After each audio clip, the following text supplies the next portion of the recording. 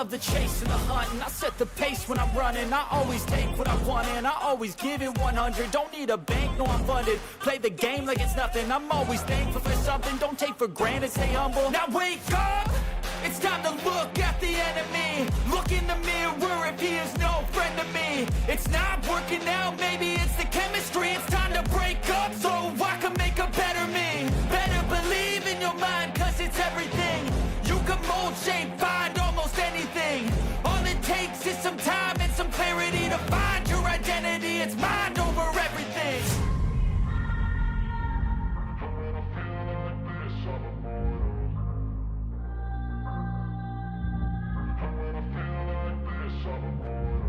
And when I feel like this, I'm immortal. When I feel like this, I'm immortal. When I feel like this, I'm immortal. When I feel like this, I'm immortal. Don't stare, just give me up. Don't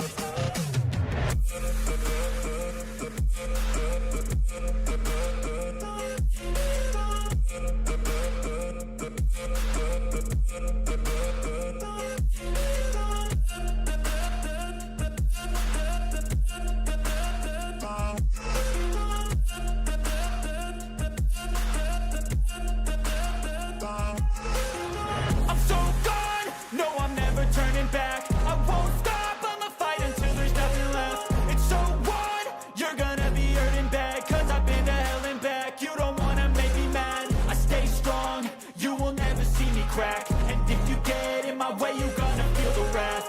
Gotta say it to my face while he's looking back. Mirror breaks after math, when I hate I attack.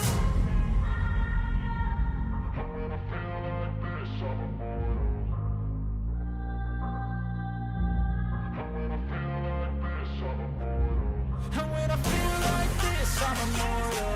When I feel like this, I'm immortal. When I feel like this, I'm immortal. When I feel like this, I'm immortal. Don't stare, just give me up. Don't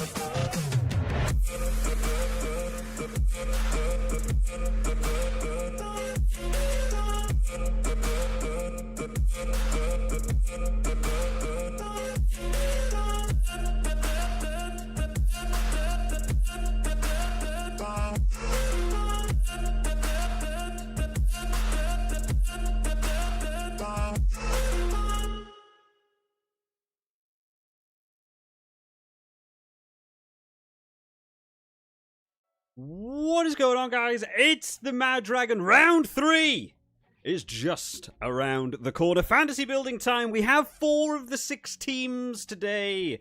I was really hoping that maybe we were just about going to squeeze France and Italy in, but they've decided not to. I've been keeping a bit of a close eye on the team announcement. So, 4 of the 6. Okay, France have been pretty consistent, so I feel like France is probably fine to believe they're going to do similar teams once again.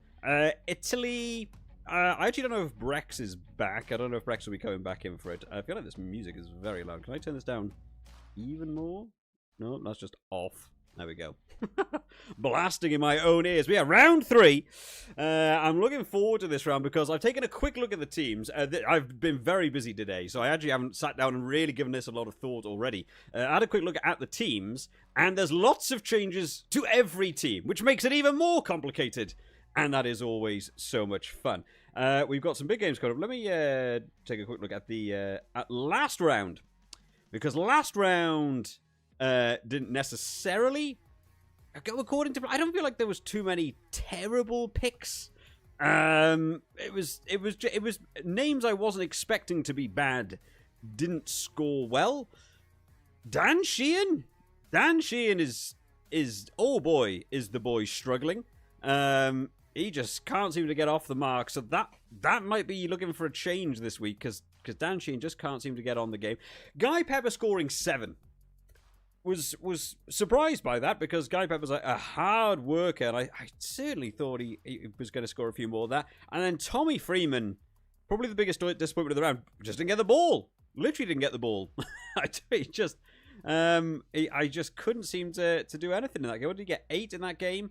Apparently made 29 meters. I'm very surprised if he did do that, because I felt absent for a lot of that game. The French picks were good no matter where you went. It was just did you have the best of the best? I went for Galton. Looks like Biori would have been a better centre pick for France. Dupont scored 33. Biori scored 33. Ramos was absolutely the best one for me to go for, but that Jalibert dropping. Oh dear, that was a poor mistake. My Italian forwards, did okay. I am surprised, but I don't know who's keeping track of the Italian stats. I feel like it's really mean. I was having a look at the Italy game, and like Danilo Fischetti carried 4 meters. He's like one of the biggest ball carriers in that Italian squad. He only made 4 meters, and in that 4 meters beat a defender. I feel like 4 meters? I feel like he can make 4 meters. And I thought, that's a surprisingly low amount for him. And then you go over to Simone Ferrari, who go over to the per round against Ireland as well. 1 meter? 1 meter? What? You could put me on an international rugby pitch and make 1 meter with the ball. It's 2 steps. What do you mean? How do you make 1 meter? I'm very, very surprised to not make 5 meter. 1 meter was low. And then Nicolo Canone, I went over to the round. 0! Did he not touch the ball? How do you make 0 meters? Nicolo Canone made 0 meters. So yeah, either I was just missing what was happening in that game, or someone's been very stingy with the poor Italian boys' stats, because I feel like there's got to be some meters made somewhere in that Italian team, right? Yeah, the forwards apparently didn't do anything, even though dominated the scrum, looked awesome during the scrum. You don't really get you get attacking scrum wins. There isn't. Yeah, I feel like there should be more points for I don't know, destroying your opponent's scrum. Ireland struggle with them so many. Yeah, the Italian forwards, I feel like they deserved a bit better than that. But France, it was France where you wanted to be, as we expected, right? France in every single position, as Doug has said there. Yep, Jalibert. Jalibert is, oh man, I was so annoyed. I did that thing again. I did it in round 1. I've done it in round 2. I picked my fly half, and then I got rid of him and picked somebody else, and the second pick was not the way to go. I got rid of Ford round 1 for Garbisi, terrible decision. I had Jalibert, got rid of him for Ford, terrible decision. So this week we've got to stick with the gut, right? Whoever goes in first, they need to stay. They need to stay, because that's the one that gets around there. You had Canone as well, Doug, but he was useless in carries. Yeah, I just don't think I've ever seen Nicolo Canone make 0 meters. 0 meters is it almost feels like an impossibility, right? All you have to do is get the ball in your hands while moving forward at all. Even if you got tackled, you probably land beyond 1 meter. I don't know. I feel like 0 is quite an incredible achievement to actually achieve there, but didn't go well for us. As I was saying, you enjoyed the Rugby 25? Yeah, thank you, man. It was a long video. It was a long video, the Rugby 25 one. My voice was gone yesterday.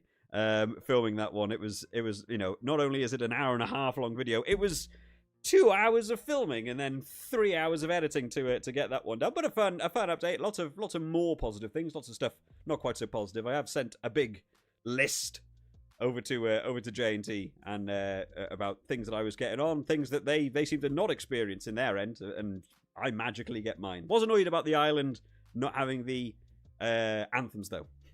Didn't know that was a thing until it was too late for the video. So, we'll get into round 3. And honestly, I really haven't given this week a lot of thought, which maybe is better.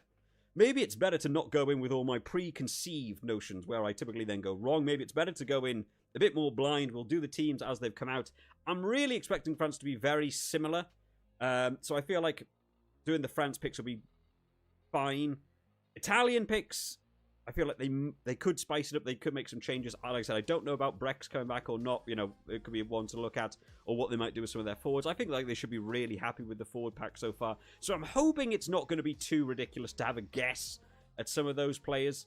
France across the board, I feel like should be fine. I've seen that Mofana's gone. So, you've got that along with Deporter gone. So I feel like the centre partnership's staying the same. Ramos, BRBRE, Atasogbe. No real reason to swap that up. I know they have Villiers.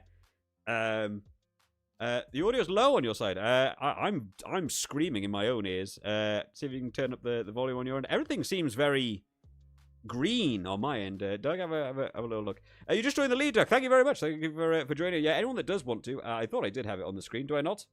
I thought I had it on the screen. Maybe I don't. League ID. Boom! There we go. Anyone who wants to join in, there is the league ID. If you want to just join now and go above me, great. Awesome. Sound okay there? Yeah, okay, great. So look, Doug looks like it's a you issue for him, my man. Yeah, everything looks green on my end for it. Round 3 then. Let's round 3. Let's not waste too much time because there's probably more to discuss with it. Oh well, unless we've gone down. I've also had an update to my camera 3 minutes before we went live. So if my camera randomly shuts off, I'll turn it off because I don't know. Any update to OBS just before doing anything is terrible because something is bound to break. Let me start with the recording on mine so we can do that as well, and we can begin to take a look then. So round 3, as we get on, lots. There's going to be lots and lots of changes going in for this one because the teams themselves have made lots of changes as well. We can take a quick look then because one of the big ones I want to talk about first is Scotland. Scotland threw me off with this one. Because Jamie Dobby's gone, Rory Darge is gone. Sorry, not Rory Darge. Dempsey's gone. And they lost Jamie Ritchie as well. So 3 injuries from last week, so they all went.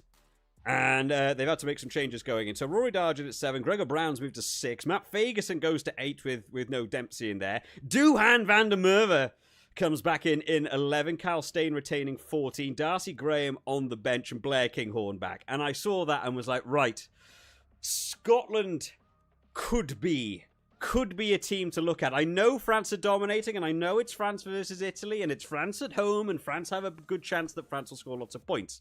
But Scotland. Now, I went to the Scotland-Wales game 2 years ago, where we had that one where Scotland won the first half and then fell apart second half, and that was a great game to go to. But this looks like a good Scotland team lineup, I would like to say, and a bounce back from their first loss and then bounce back for that England game. I'm contemplating whether or not Scotland could be a big team to go for this week, and then France is France, right? You always want to, have a look at the France as well. Pile in the Scots this week, said SO. Yeah, I absolutely think so. I think France and Scotland could be a way to go. I honestly don't know about England-Ireland. Going into the Six Nations, I was like, I think England have got this one this year, plus playing at home. Feel like they've got a good chance at that one. Lost last week and didn't really feel like they were getting off the mark a lot in that game. Ireland had a better performance. They still felt like they were struggling. James Lowe did the thing. I don't know if anyone remembers the stream from last week where I said, if I pick James Lowe, he'll do nothing. And if I don't pick James Lowe, he'll have a brilliant game and scored lots of points because I didn't pick him. So maybe I pick him this week. And we see if he doesn't do too well. But that Ireland team's got a lot of going on as well. So we'll do, as we've done in the previous rounds, let us burn the team. Now, only 4 of the 6 teams have been named at the time of doing this, but like I said, I feel like France are going to be pretty consistent. I feel like Italy are probably going to be pretty consistent. I feel like Italy is not the team in previous years where the teams they're up against put on the B squad to play Italy. I think Italy is a very serious team to take into account this year, so I can see them going on. So 217.5. I can't remember what we were up to at the start of last round. I think I was on 211. I think so. I went up. I think I might have gone up a little bit again. Someone might know a little bit more than me there. Have you seen the comments on your last video? It's Keane said, a tiny dono. I messed up the France game you put forward. So, you know what? I haven't gone through. I've been so busy today. I put that video up and I haven't even gone back to it. That's very nice of Keane. Thank you, Keane, for doing that. I'll have to take a look at that. I haven't even seen that come up on my dashboard either. There's a lot of stuff wrong with YouTube at the minute. A lot of people are complaining as well. I've seen other live streamers saying OBS link up's not working. I still don't have the donations and stuff come up on the live stream either. There's a lot of stuff that's broken at the minute on YouTube, and I think it's affecting a lot of people. I'll have to go back and check the comments as well. Doug is saying, now listen, big choice, Duhan or Stain as captain. I always like Duhan. I always like Duhan. It's going in there. So, building the team. For me, Scotland and France, right? England and Ireland is a bit of a later choice for me going in there. Now, this is a round. I'm wondering if I can escape needing Dupont to give me more French. I still think Jalibert is the man.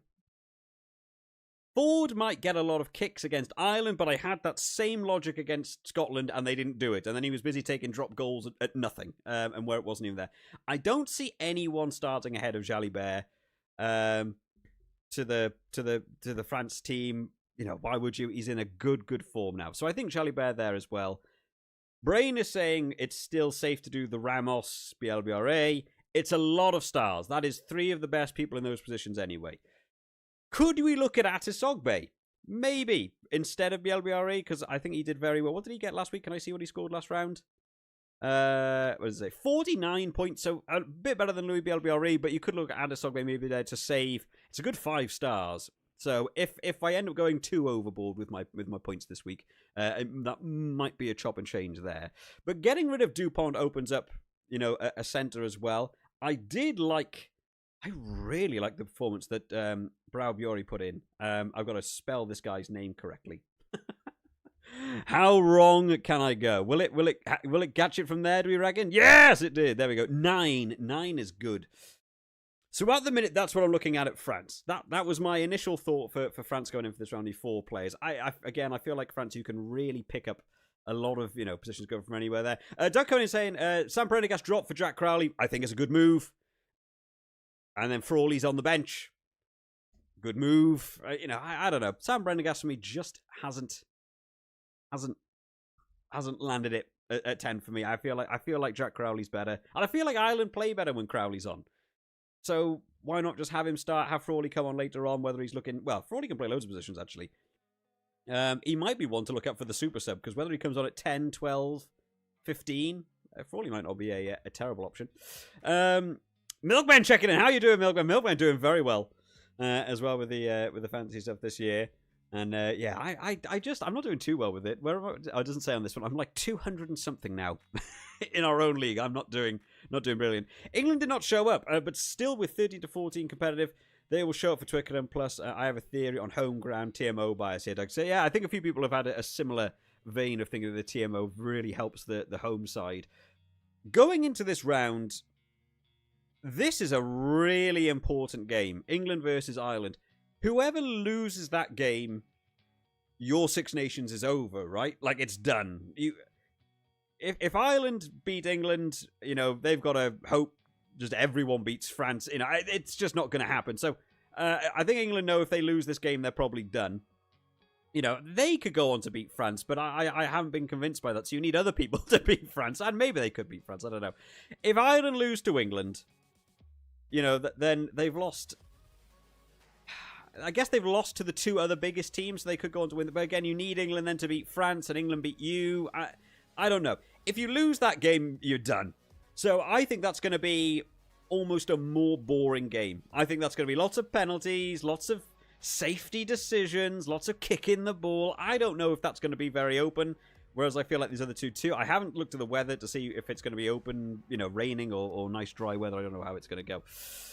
You appreciate the that's unfortunate with YouTube. I will be excited for the next games and not convert. Yeah, thank you, man. Yeah, YouTube is just the YouTube did the thing as well with the thumbnail. By the way, don't know if anyone saw that. Did do the thumbnail again for this round 3. It says round 3.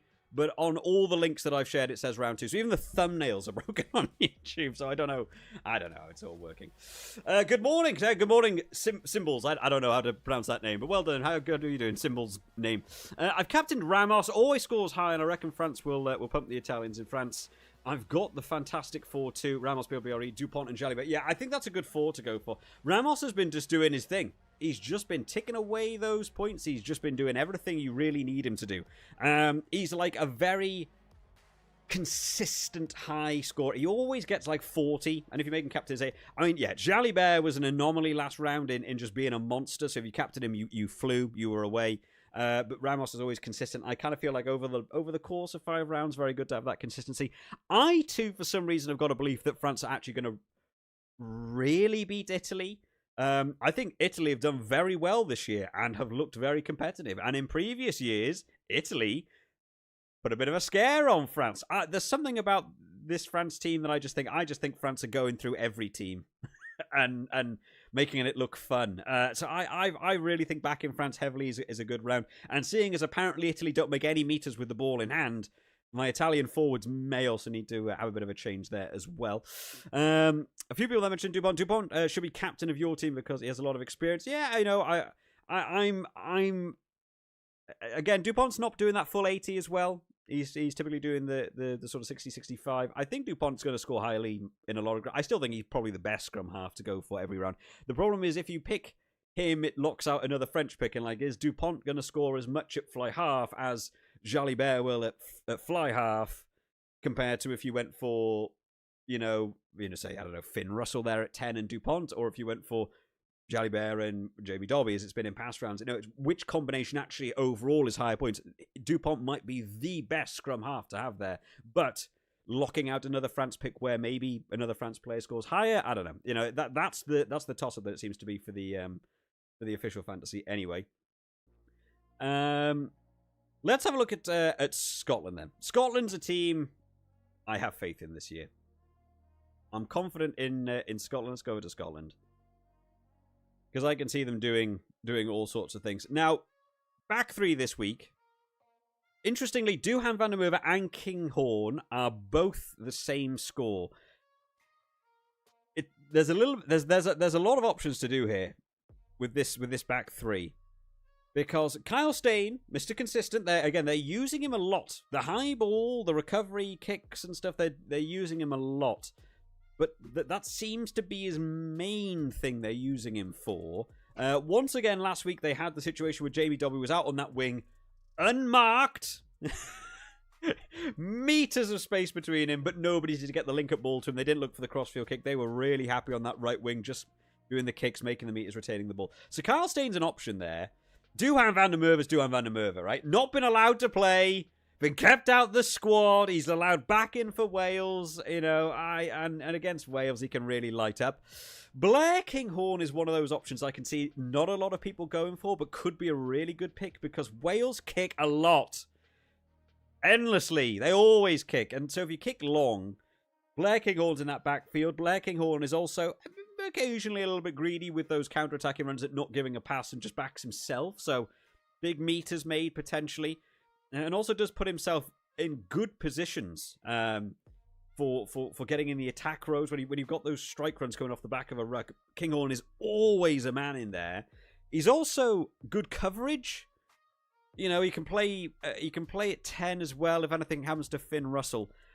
I am questioning the bench for Scotland this week. George Horn, Tom Jordan, Darcy Graham. I feel like the coverage it's good but odd, right?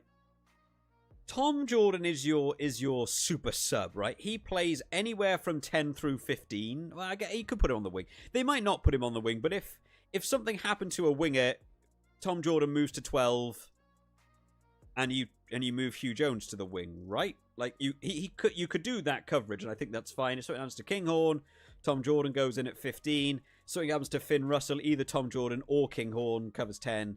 The other person covers 15. Hugh Jones has got your wing coverage. If something just happens at centre, you put Tom Jordan in. I feel like you've got good coverage there. Darcy Graham being in there as well for your wing fullback coverage feels a bit like overkill. I wonder whether Scotland could have gone 6-2 for this one and just had George Horn and Tom Jordan. Maybe look to have started Darcy over one of the other wingers. I don't know. I'm wondering whether that's too much, because I don't know who Darcy Graham comes on for. I assume Kyle Steyn's on for the full thing. So Duhan, you've taken Duhan van der Merwe off? I don't know. I feel like Duhan van der Merwe is going to do a lot on that wing anyway. I don't know who he's coming on for. I don't know what that shake-up's going to be. So I'm a little bit questioning about who he's going to come on for. How is it going to work in there? Or do they just abandon Tom Jordan? Does he just sit on the bench and Darcy Graham comes on? And they move that full back around a bit and Blair Kinghorn goes off and Tom Jordan watches from the sideline. I don't know. A lot of questions with that Scotland team. You've captained Ramos. Oh, sorry, scores high. We did the DuPont comments. I'm trying to go through chat very quickly as well. I'm going with DuPont as well. Someone else going for DuPont. Maybe not many good 9s, but I think get as many points as possible. As DuPont, there better than many options. Browbury, like Hugh Jones, McCloskey, and Menoncelli. Yeah, the Scottish backs. Again, is I think an area I'm actually not necessarily as confident for the Scottish forwards this round in terms of scoring points, because the Wales pack at set piece actually not terrible last week against France of all the teams to suddenly get on. The line-out looked a little bit more solid, the scrums looked a little bit better, and that Scotland team's been, in its own. I'm wondering about not having Scottish forwards. So my immediate thoughts, I'm just going to throw them out, is VDM, Hugh Jones, and also Ben White for the retention and kicks, but also being able to get on the end of the just being the try scorer that Ben White can be. No Jamie Dobby this week means you don't get to look to that further external there. I don't know about Gibson Park against England. I think he'll be busy, but will it be the things that score points? And I can't think who is it. I assume Alex Mitchell. I can't remember off the top of my head who was England. England. Oh, wrong one. There we go. England. I assume Alex Mitchell. Alex Mitchell's still in there.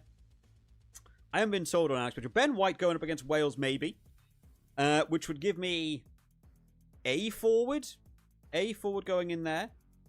There's no Jack Dempsey, which is a shame because that was my main guy I wanted as a Scottish forward going into this round. Do we look at a Scottish super sub? Someone like Graham to come on? Is he coming on? I don't know. When is he going to come on? Is he going to come on at 70 minutes? I don't know. Is that going to make a massive impact? Do we look at a Scottish hooker, maybe? Driving more tries. Julien Marchand got one last week against Wales. Maybe the Wales defensive maul not quite as solid. That's my initial thought for the Scottish boys as it stands at the minute. Let's go. Big question. Keep DuPont and drop Louis Bielbiarri, or maybe 2. Duhan, Kinghorn, or Freeman. Freeman, I don't know what to do with Freeman. I'm not been convinced by Freeman. Dropping Bielbiarri for anyone is such a big call. He just always scores a try. He just always does. If I'm dropping Louis Bielbiarri for anyone, it's probably for Ata Sogbe, just because I'm hoping they go the other wing if Louis Bielbiarri is getting it. The center area is big as well this week. Hugh Jones and Browbury. Hopefully I'm going to get that pronounced here. If we have anyone from France who can give me a better English phonetic help there with that pronunciation, let me know. I was trying to listen out last week, but it was a little bit tricky. I think McCloskey was busy. I put McCloskey in the team last week. I had all the chat was like, why are you picking McCloskey? Ringrose is better. No, McCloskey had a good game. I think he was man of the match for me last week. I think he had another superb game. I think McCloskey could be another one there at centre. Finn Russell is kicker in Superbru. Sure, says Doug. Yeah, the Superbru, I haven't even looked at it. The Superbru one, I think I'm in trouble because I've lost a lot of my Scottish players to not playing. So I've got to think about that tomorrow. I don't even know what to do with that one. Wings have scored 7 tries against Wales in 2 games, so it's got to be staying or doing. That's what I'm thinking. And specifically the right wing defence for Wales has looked shaky. Last week it was a bit better, but Bielbiarri still got a cross. As soon as Wales get stuck in their 22, they're so tight. They seem to just leave Zammit to cover half the pitch, like on his own. I don't know what that is. So looking for those cross-field kicks is just an easy way to seem to play around Wales. So I think Duhan van der Merwe. It's one thing about Kinghorn. I think is worth. Oh, in fact, where is King? Is Kinghorn back 3? I've just thought then. I think he is. Yes, he is. Sorry. But Kinghorn puts himself in places like he ends up on the wing, or he ends up one man inside of the wing and gets a little bit greedy and steals tries. I think Kinghorn might be one not a lot of people pick, but could be a good one. In fact, I'm looking at it here. I don't know if you can see it very clearly on the stream, but it says 3% of people are picking Kinghorn. And I wonder whether it might be like a low pick that maybe people don't, go for that. I don't know. Maybe not. have Jones. You have Hugh Jones and Tomaso as your centres. Again, not a terrible pick by any means. I don't think. Menoncello. Sorry, Tommaso Menoncello. Yeah, Menoncello's busy. I think he's always a good pick to have in there. I'm still rating this French centre. He looked very, very... He gave me 20 tackles last week. 20! Why is an inside centre making 20 tackles? I don't know. Groblock coming in. Hi, Mr. Dragon. How are you doing, Groblock? I hope you're having a good day, buddy.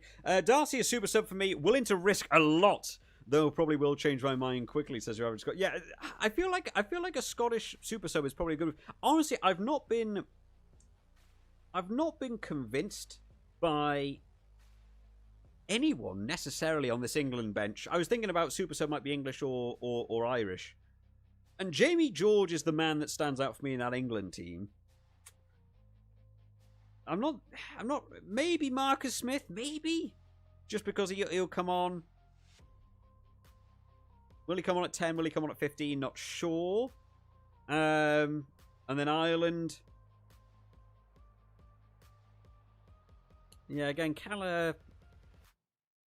You know, I went for Timney last week. Timney actually did okay when he came on. I just wish he could have had a little bit more of the ball.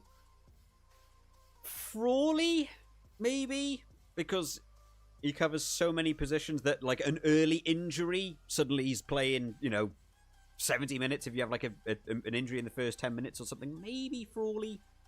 I don't know. Could certainly be that. I could see that. I don't really know. I think Scotland could be the way to go. But it would be similarly though. It's Darcy, Tom Jordan maybe, or George Turner, second half driving mauls. I don't know who scores more tries out of George Turner and Dave Cherry when he comes on. I don't know which way I fancy going with that one. Dupont last year against Italy was 90 in the fantasy, highest single score of anyone all tournament, says Sam Bradley. That is a big piece of information to bring to this. But now this is where I get tripped up, is stuff like... This is where I make these late changes and I go against my initial forethought and it goes wrong for me. I'm thinking this round I'm going to not pick Dupont. And leave it be and see if the rest of my 4 French backs does well for me. I think that's what I'm gonna do. Then it might be that's the one that goes wrong. I never know. It's too hard. It never seems to work well for me. Gregor Brown is now playing in the back row this week, says he is. But I don't know. Is he played? Oh, he is classed as a lock, to be fair. He is classed as a lock in this one. In the Superbru, he is classed as a back rower. I had a look at that earlier on and I was like, oh, that's that theory gone. The decision last week that I did with Isaac Chukwu did okay. 20. Again, not as much. But then the Nicolo Canone who stayed at lock all game didn't necessarily do too well. Conan a super sub, says Crisp, potentially coming on. Again, the mix up in this Ireland back row. They've got a lot of capabilities. Tyke Burns in at 6 this week. Are they going to move Tyke Burn into locked and they bring on Conan and then they move Doris back? Van der Fleer in though, is 7. So Caelan Doris can retain 8 if he needs to. Conan can play 6. It's another one. It's another one that could go in there. I don't know. I just don't know who I think's going to... I'm leaning more towards England to win than Ireland. So I feel like having Irish picks then goes against that theory.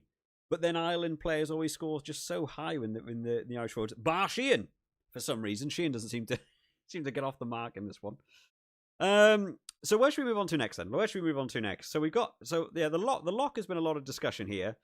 So if I've used all my I've still got one Scottish pick, theoretically.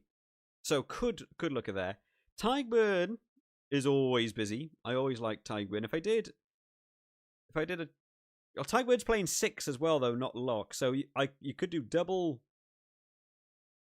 Because actually, what is Gregor Brown? Gregor Brown a little bit cheaper? Oh no, sorry, I've used all my Scottish players because of Graham. Might get rid of Graham. Then is that a good move? I don't know. Gregor Brown's only 9. And if you did the Tyke Burn Gregor Brown, it gives you 5 back rowers this round. Is that some amazing, crazy 200 IQ move, or is that a complete flop? I know. I don't know how we think about that one. Does he read chat? I do, Grobble. I do read chat. I've been reading chat a lot as this has been going through. Marcus Smith is your super sub. Yeah, I think Marcus Smith could be an interesting one, especially if people get Shepherd's crooked off, or if Freddie Stewart took a big hit last week, and I thought Freddie Stewart was going off early. He's always under those high balls. I think Marcus Smith could be a good one to maybe I would think about for super sub as well.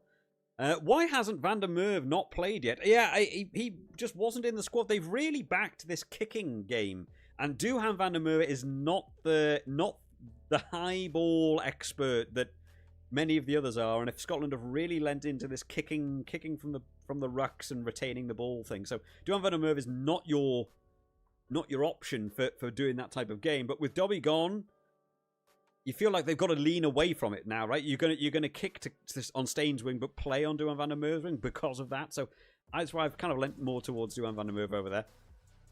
Grobber says, you honestly just pick people that you know are good, but it's been a terrible 6 Nations. But you know what? Honestly, it's not the worst thing in the world. The popularity thing, going off people's popularity in the picks is not always a terrible move, because so many big names score well.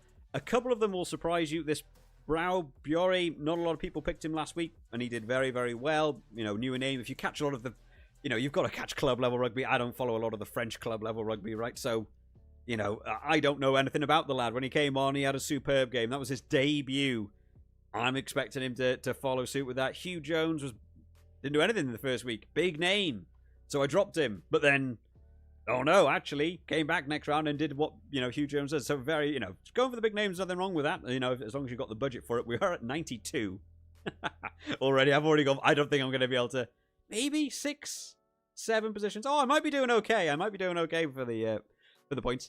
I was thinking Ben White, but cannot take no DuPont after 90. Oh, a couple of people have mentioned this 90 points from DuPont last year. Is that the thing that's going to kill me this round if I don't do DuPont? Is that the thing that's the worst idea ever? He got a try last week. What did he score last round? 27, so he scored 28. He scored 28 versus England, and that felt okay. DuPont only scored 33. Was very, very, very busy. You know, they haven't got Dobby this week. The thing about the France picks is that you only get 4. You know, I wanted to keep the league to be the same rules as the rest of the official one, so it's only 4, and it just feels like I just want all of them. I want 9 through 15 to be France. And it's just like, who do you not have? Who do you not have in there? You've got to get rid of someone who you know is going to be great, and hope they're not. I don't know. Yeah, Frawley, sorry, who have I got to there? Ben White, horrific form for Edinburgh. Oh, really? Yeah, I think that was, you know, I don't know how you write. Duhan van der Merwe. He just turns up for game. But he also plays games where he stands there and walks around for most of it. But then he breaks away and scores like a 100-meter try. I don't know. I never know what you can feel confident in. Frawley is your best option for an Irish Super 7. Yeah, just for the simple position of being able to cover all those different positions. Although I guess if you come on and take over kicking, do you also get them 3 times the amount of points as a kicker? I assume you must do, right? So actually, if he came on and took over kicking from Crowley, you'd get some good points. So maybe Marcus Smith as well, actually. Would he get that same thing if he came on for forward? Whether he comes on for forward or is looking to play the fullback position. Byrne, yeah, I think Byrne's a good one. Potentially not picking LBB, so I can pick Ramos, Jalibert, DuPont. Oh, everyone's thinking DuPont. So I'm the one standing out. And Milkman's dominating fantasy. How do I not listen to Milkman over there? Oh, man, I don't know. Going around both the back row, 5 back rows. I think that I like this idea. I like this idea of going for the 5 back row, having Byrne, Brown, and then the other one. So we've got. Let me have a look at some other picks then. So if we did, there's so many stars. If I did Earl and Doris, to have 2 number 8s. No, I got to click on another one. No. Game. Hello? Oh, there we go. Whoa! Oh, it caught up. It had some delay. So if I did Earl Doris, who else do we think? Oh, so I've now got my 4 script, so I can't do Darcy Super Sub, which I kind of like the idea of. I don't know about Sheehan. I just don't know about Sheehan. I just haven't. He hasn't done anything, and then he got obliterated in the scrum against Italy. Literally thrown out the top. Not something I associate with Dan Sheehan. He's given away penalties. He's really not had the form I thought he was going to. Why has Blair only just started? Yeah, I like Blair Murray in there, but I don't know if he was gonna I don't know. Will he come on? He probably will come on. I don't know who he'll cover for. Do you want to be great? Be hungry to be in the squad? That's what I'm thinking about Doohan. A lot of people are saying like he's in bad form for Edinburgh, and therefore he's been sort of rightfully not in the Scotland squad. I think getting the shot though puts you in there. James Lowe not allowed in the Irish squad, came on last week and just killed it. Apparently I didn't see that much from it. Apparently, but the scores in the fantasy say otherwise. So apparently I missed that. It's Dwayne, not Doohan. What? It's certainly Doohan van der Merwe. I don't think. Does anyone call him Dwayne van der Merwe? I can't think that's a thing. I've got no Dupont or tournament. Has been coming off early. Once game as well. Yeah. 60-minute for Dupont. I don't know. Dupont seems to be the crux of this one. A lot of people disagree with me on the Dupont one. That'll be the thing that separates me and everyone else that does better than me. They're predicting 2 tries for Braviori there. What about Guy Pepper's Super 7? Seeing his last round, he just didn't score anything. Which, I thought he looked busy. I was quite surprised. 50 meters carried, 2 penalties conceded, I guess, but over the course of a long game. Know about that. I think it might be a Marcus Smith. I wonder how much is Marcus Smith these days? Can I do? I feel like a lot of this is not actually running with me how I want it to do. Forward Freeman, no. Position, what is he? Fly half? Surely fly half in this game, right? Marcus Smith is 12 for coverage. Could be Frawley, could be Marcus Smith. I'm just sort of wanting to gauge where the picks are going to end up. We haven't spoke about Wales. Should we talk about Wales? Because although not confident in Wales, probably still some picks in here that you could look at. Right? Hopefully. Eddie James was busy. I thought Eddie James had a good game last week. Gabriel Hayman-Webb comes back in on the wing. Against Scotland, looking to do something maybe. I'm thinking more about that bench. Kieran Hardy, Jared Evans, Blair Murray. Yeah, maybe not. I'm trying to give something. Rhys Gary did well. He got a try. So, yeah, I want to put a Wales player in. Maybe I should make a new rule for myself that you have to. I wonder if that's a rule that you could build into the game. Because it's my league I created. I wonder if I could build in that you have to pick one person from every team. So people would have to pick a Wales player. Because I feel like it's mean not putting in there. People were quick to mention the high scoring last year, but prior it was 13-13. Yeah, no Dupont comes off. People are really thinking Dupont's an interesting one in the chat. People are really 50-50. I like it. I like the sort of interesting talk about it. Reece Zammit was decent against. But yeah, I mean, he runs a lot of meters. I guess that's the main thing for Zammit is if they kick the ball back to him. Scotland have been doing a lot. The kick retention from Scotland's been good. So will Zammit have as much time on the ball if Scotland actually retain as much ball? Wales haven't really done a great deal of retention, right? Over to the course of the high ball. More decent. Thomas say huge yards. Yeah, Jackson. I'm liking Guy Pepper potentially as well. Hey, a couple people mentioned, okay, so a couple people mentioned, Pepper there as well. Earl, sorry, Pollock is playing 8. That's a good mention. Earl not at 8. Pollock is in at 8. Interesting, yeah. So actually, coming off the back of scrums and carrying the ball actually won't be Ben Earl. I still feel like Ben Earl is playing the. I'm gonna quickly swap. So it's a very good mention that Pollock is playing 8, not Ben Earl. So that changes like how many meters you make and stuff because off the back of scrums carrying the ball, it's not going to be Ben Earl. So actually, let me swap this around because it annoys me. I know nobody else cares about this. I feel like you should get points for putting people in their starting positions as well. I feel like you should get extra points. So if Doris was 8 and Ben Earl was 7, we have one more back row. It makes no difference in terms of me moving it around, but I like that it's closer to it. And again, I feel like this is wrong because I got 2 number 11s, but they should really be the other way around as well. But that's like an OCD thing that's bothering me. I feel like you should get extra points. Are they in the position in the game as they started in real life? I think that would be a nice little way to stop looking for those loopholes quite as much of who's playing in the wrong position. But I still think the 5 back rows is a good move. You've got Horn as your super sub. Interesting call. Wow, that's a big pick actually to go for the scrum half coming on. And George Horn does score actually. He is certainly someone that can go on there. Is Kinghorn a good player to have because the amount of meters he'll make? I think he could be one. I think he's the lower pick, dice roll, I think, for this round. Kinghorn. I think he's the people. People like, you've got to go for Duhan over him, or you've got to go for Cal Stain over him. I think he could certainly surprise a lot of people and get some good points. I think actually anyone in that Scottish back three is not terrible if you can have, at least one of them in. I think it could be a thing. Because he's South African. You call him Dwayne over in South. You call Duhans or Dwaynes over in South Africa. Interesting. Welsh props are a good shout. How are the Welsh props getting on? Let's have a look at the Welsh props then. Go on. Let's open the door to the concept of the Welsh props. Tom Francis is on 7.5. Nicky Smith is on 1.5. Rhys Carey on 16.5.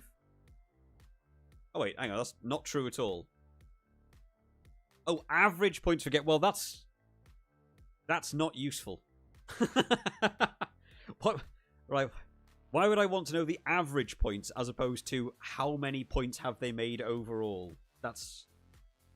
I guess maybe you'd want to know the average. So sorry, let me retract that. So Archie Griffin is averaging 13 to 14 points, while also carrying no meters. Do they just not track props ever carrying the ball? So then, okay, Rhys Carey then. Rhys Carey must have done quite well then, because he got a try, and 15 points for a try puts you on 29 for a prop. Okay. Is it worth looking at Wales props? Milkman saying, I'm not dropping DuPont. Oh, everyone, yeah, the DuPont thing is still big. I'm putting a limit of 3 players per nation in my league, so it forces you to pick a player from each. That might be one next year. That might be one to do next year, just because it does get a little bit like you end up picking very, very heavy. You do miss teams out. I kind of like that idea that you have to pick players from every team. So a 3 limit, yeah, builds up. How does it? Yeah, 6 players gives you 18, and you can get the super sub in. That's fun. That might be a fun one to do. I like that. That's a fun rule. Top scorer for both rounds so far has been the fly half facing Wales. Great.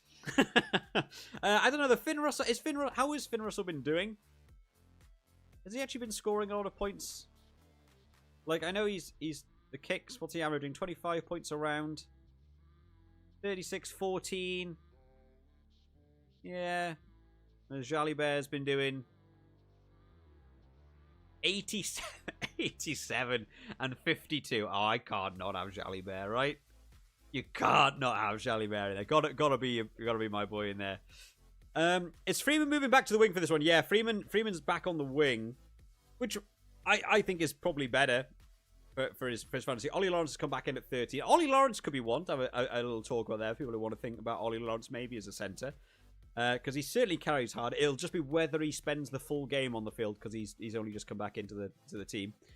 Shane Dempsey not playing. Yeah, I said my Superbru's doomed because I've got like 3 Scottish players, all of whom not playing. So there's 3 of my 4 transfers for me. Nicotera might be a good pick. But against France, how has Nicotera been? I've been enjoying that. I feel like the Italian players deserve a bit more. 31 and 20. It's been more. It's been a lot more than Sheehan's done. That is for sure. Could be one. I can't do Julien Marchand. I can't do... Luke Cowan-Dickey's in at England, right? England hooker. So... How's Luke Cowan-Dickey been getting on? 11 and 5. Okay. You know what? I'm open. I'm open to the concept. Nicotera. How has he been earning these points though? Nicotera, because he hasn't actually. Has that Nicotera actually got over? He got 1 try, right? Yeah, he's on 1 try. Tackles, meters made. Try. Oh, try was last round. Oh, I see. I thought try was round 1 for him. He still scored 20 in round 1. Attacking scrum 2. He just carried 4. Could be one. I'm open to the concept of the attack because I don't want too many of the Scottish forwards in there, so I'm kind of glad to stick with the Scottish backs.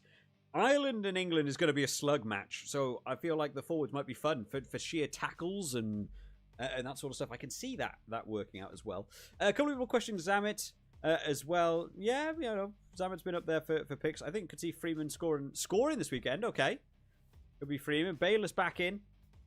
Sleeper super sub. I like Josh Bayless. I don't know. Super sub over someone like a. But then does Marcus Smith even come on? Does he even come on till late? I don't know. I think Marcus Smith might be more of a, if England are struggling, he comes on early. If they happen to be doing well in the game, I feel like Marcus Smith might come on later, so might not be the pick I stay with. If you guys pick Doris or Ben Earl, who are you choosing? For me, personal opinion, I would be saying Ben Earl because he's just consistently high, but I'm open to being outvoted with that one. He's got 40 and 50. Doris has done 38 and 34, so on average, Ben Earl has been better, but Ben Earl not playing 8 this week, changes how much he might be involved, but Ben Earl might also be being looked at as the centre cover, because England have got Marcus Smith on the. They've gone for the 6-2. So Marcus Smith is covering 10 and 15. And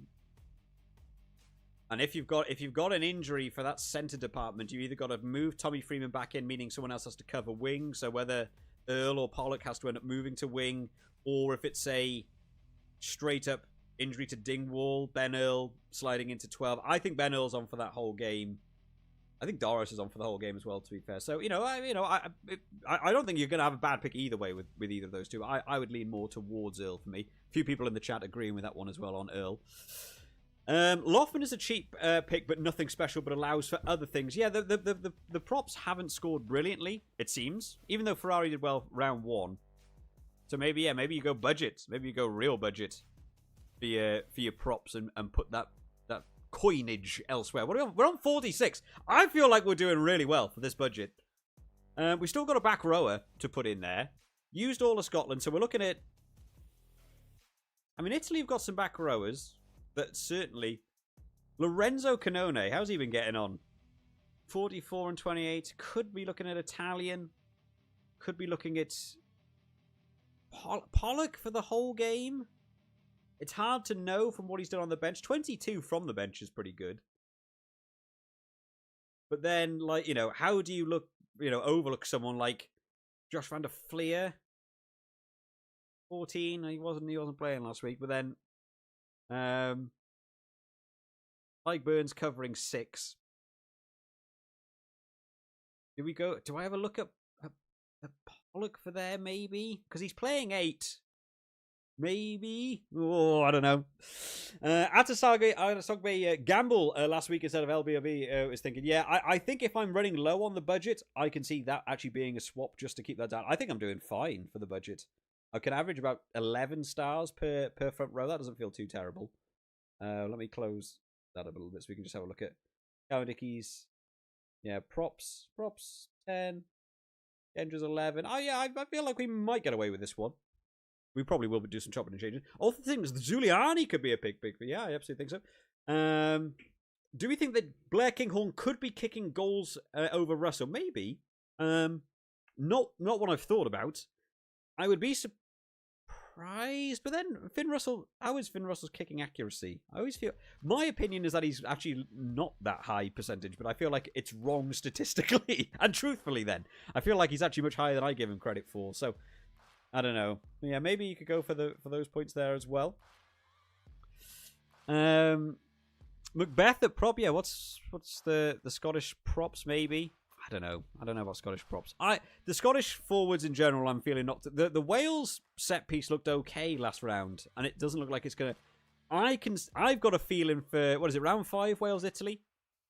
Yes, I think for round 5, I might be really back in that Italian scrum. It looks dangerous.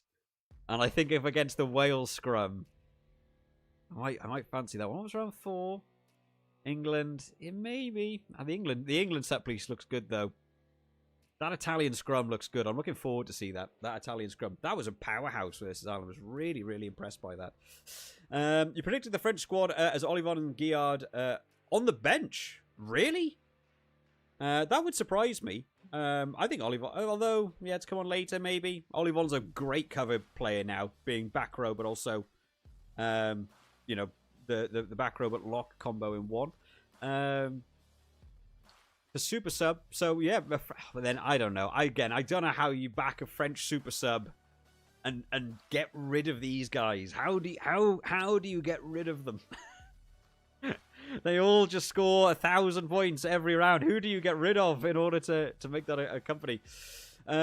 Great for super sub. Yeah, it's certainly one that's been on the cards.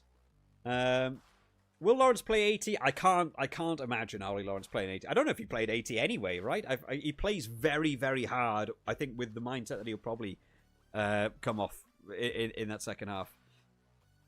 You're personally expecting a monster performance from James Lowe against England. Do you want me to destroy that for you in one move? Hang on. I can make that not so. If I go over here and I pick James Lowe, just like that, by being in my team now, he won't touch the ball. Isn't that an incredible... Isn't that incredible how that works? I'm going to do it. I might pick James Lowe against Wales just to, see how he ends up. I don't believe he plays well if he's in my team. That's how I always believe that's a thing. Most English players in the scrum possible for attacking scrum points. Yeah, that Irish scrum was questionable. What was Genge at prop? 11.7, wasn't he? Has Alice Genge actually been doing okay though? 11 and 4, not really. Joe Hayes, 11 and 9. So the English props, even though I give a lot of credit to the English props, maybe not.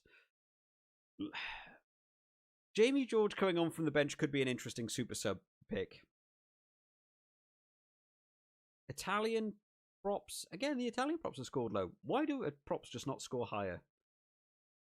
Have the Wales props been scoring higher? Is that what we've sort of come to the conclusion of? No. A 4 from the bench for 29 when playing. Tom Francis, 5-10. Do props just not score anything? They need some new categories of point scoring for props to give them more points. It feels really mean. It feels like none of them seem to score a lot. France, how are France getting on? 9 and 11 for Jean-Baptiste Gros. Is that just do they need to revamp this a little bit to have it to be a situation where actually props can score some points? Because they're all scoring 10 on average. They don't seem to score a lot. Don't forget the penalty try thing with Pollock. Yeah, the penalty try that screwed up so many points for me. Most English players in scrum possible for attacking scrum points. Yeah, so a few people thinking the same thing. I have your current back row and second row as my exact lineup, says Milkman. Right. Then I feel more confident in myself. I feel validation.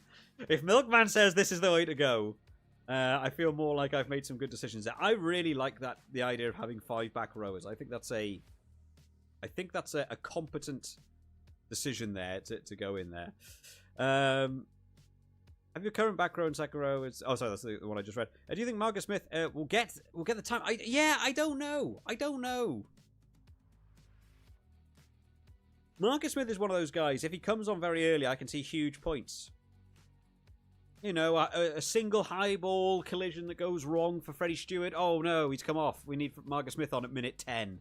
And suddenly he's on and he's doing things. Oh, George Ford's missed 3 kicks. Well, you better put Marcus Smith on at 10. Live in the team up and takes over the kicking. Suddenly you're away. Or he might come on at minute 75 and nothing's doing.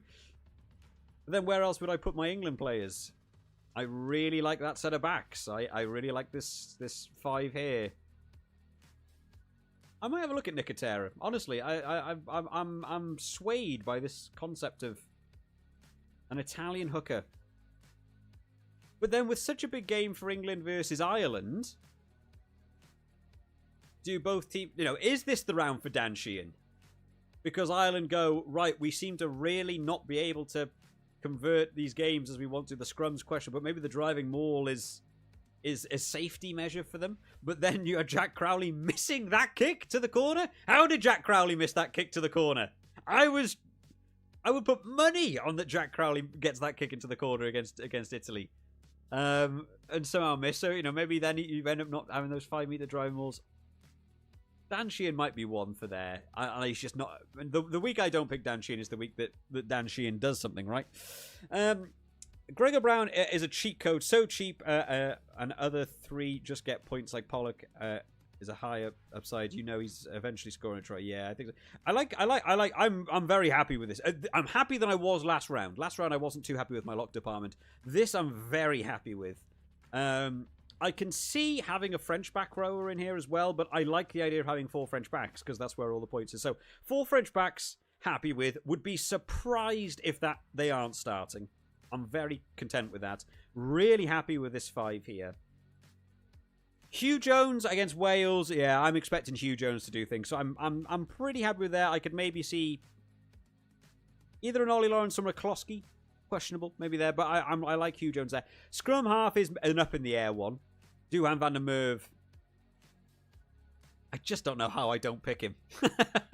I like Duhan van der Merwe. So we're speed running the team this week. I'm feeling very happy with this, very awkwardly. Normally when I feel the best is where I do the worst. So this could go terribly wrong for me. It's the props though are questionable. I don't know how that Ireland scrum will hold it. The England scrums look good. I don't know about the Irish props. I think I've got to go English or... How's the Scottish scrum been looking? I'm trying to think off the top of my head now. Scotland in round 1, they lost to Italy. And was the set piece a big area in that game? I've got to cast my mind back 2 weeks now. I feel like Italy looked like they won that. All right. Give me a... Because I had Xander Fagerson for round 1 in the Superbru and he didn't score anything. Let's have a look at how they got on versus Italy. An attacking scrum win was 2. It doesn't say anything about, like, losing a scrum put in. Or, getting beaten on your own scrum. There isn't really a score for that. Did they really... They just look so much better in the set piece last week for the scrums that I feel like it's... Having Italian front rows could be fun. But does that feel like a huge misstep to not have...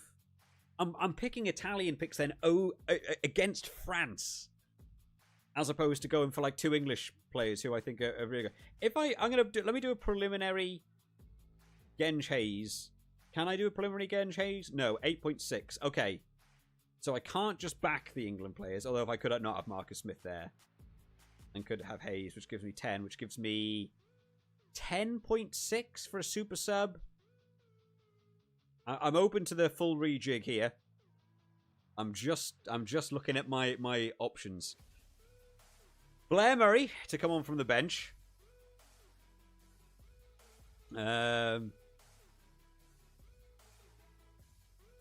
Jared Evans. Timoney again. Timoney again. Huge call to go for Timoney again. Oh, Freddie Stewart's actually only 9.9. I feel like he might have scored okay, right? 21-16? Oh, I thought maybe a little bit more I would have thought from him. Like Furlong. Oh, no, he's not on the bench. Beelum, yeah. Yeah, I'm not sold on this. Craig Casey, second half maybe. Nobody else on the bench really. Ryan Elias. Do you get points for losing a line out? Can we? Or knock-ons. How many knock-ons did Ryan Elias do last week, by the way? That was so frustrating to watch. Every Dewi Lake comes off, one of the biggest ball carriers in the Wales squad. Ryan Elias comes on and drops the ball on almost every carry. It was so annoying to see. Okay, so not that then. So not that as a move.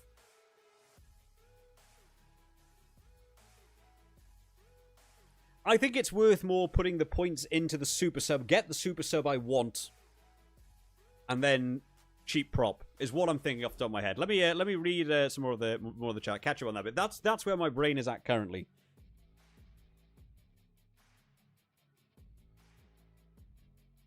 Italy beat Scotland and Ireland beat Italy, so Ireland beat England. That is maths. That is how maths works. When you start doing that That's what I do in the Six Nations. When I do like the predictions.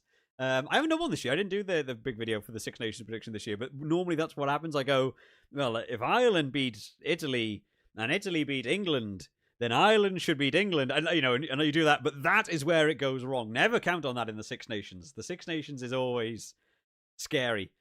Tyke Furlong, a good choice. Yeah, I feel like probably a good choice, but I assume expensive. I assume he's 9 point. Tyke Furlong is 9.8.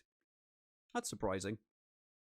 Tyke Furlong for a long, long time considered, best tight head in the world. 9.8's a little bit low for that. It's a shame that Archie Griffin is still not playing for Wales as he's good for. Yeah, I just like Archie Griffin as a player, actually. A couple of the Wales squad have been, I don't know. I still don't know about the Wales squad, man. It's so hard to nail down what they want to. Sam Costello back in again, and I was like, I feel like Sam Costello has had his shot at a Wales 10 and hasn't done it. I know Dan Edwards is not, he's not doing, what Dan Bigger would do, but he's young and he's still not had those caps yet to really nail it down. He's not surrounded by the players that I think enhance him enough. I'm surprised Sam Costello's got, this again. Jared Evans, I like Jared Evans, coming on from that bench. Gabriel Home-Webb has just come out of nowhere again for this, right? Is this like his second cap for Wales? Like Josh Adams on that wing as well. Josh Adams, it just hasn't been impressing me, and I don't know. There's got to be younger wingers that deserve the time on the pitch. Could it really not be Hamer, Webb, and Zammit on the wings and Murray at fullback? Could it not be that? Maybe look at Josh Adams on the bench to cover wing and centre. Could it not be that? I don't know. I've just not been blown away. Has anything happened to Ollie Cracknell as well, by the way? Why is Ollie Cracknell not playing? I thought he was really good. I haven't kept up with that. Ollie Cracknell. Let me have a quick look on the side here. Any news on Ollie Cracknell? 4 days ago. Ollie Cracknell gets a nod. No. No, so no news of Ollie Cracknell with an injury. I thought Ollie Cracknell was good at 8. And instead they've put Plumtree at 6, moved Alex Mann to 7. I like Aaron Wainwright at 8. I don't think that's a bad move at all. But I think Ollie Cracknell was doing really well. Chopping and changing. No Adam Beard is probably a better move. I'm looking forward to see Dav Jenkins and Ben Carter work together. I like the Joe Hawkins and Eddie James combo is better for me as well. Little pieces are getting there. Little pieces are enhancing. But yeah, I'm not. I can't nail this Wales team down at all. I don't know what they're doing. They had a couple of things last week, and they had the ball. They had the ball in the opposition's half, and they're kicking it away. And you're like, why do that? Hold on to it. Go through some phases. Score some points. What was the thing I saw the other day about the penalties? It's been something like I can't remember what it was. It was something ludicrous, like Wales haven't scored a penalty in like 900 minutes or something outrageous. It was some ridiculous stuff. Like, how are you not just kicking 3? Just take the 3 at some points. You like Conan as the super sub, but not the right match. Yeah, I kind of concur with that as a decision. Let me go back over so you guys can see the chat again. So you can see everyone can see all their own chats going up on the screen as well. Russell at 10 instead of Jalibert. As someone else, so a couple of people have mentioned about Finn Russell. Russell captain at 10. That's a big call. I think I feel more comfortable going with other players. If you want to make Russell 10 and then make him captain, and that pays off, I applaud you for the confidence in that decision. I think Finn Russell will score well. Whether he scores more than Jalibert, I don't know at 10. Against Italy versus Scotland against Wales, I'm expecting Finn Russell to do well, certainly. Also gets kicking points for Finn Russell, which Jalibert doesn't. But, captain is a big, big call. But if you want to do it, I like the idea of it. North Sea Angler says, you're new to online rugby games. Should I start with 26, 25, or 22? For online rugby games...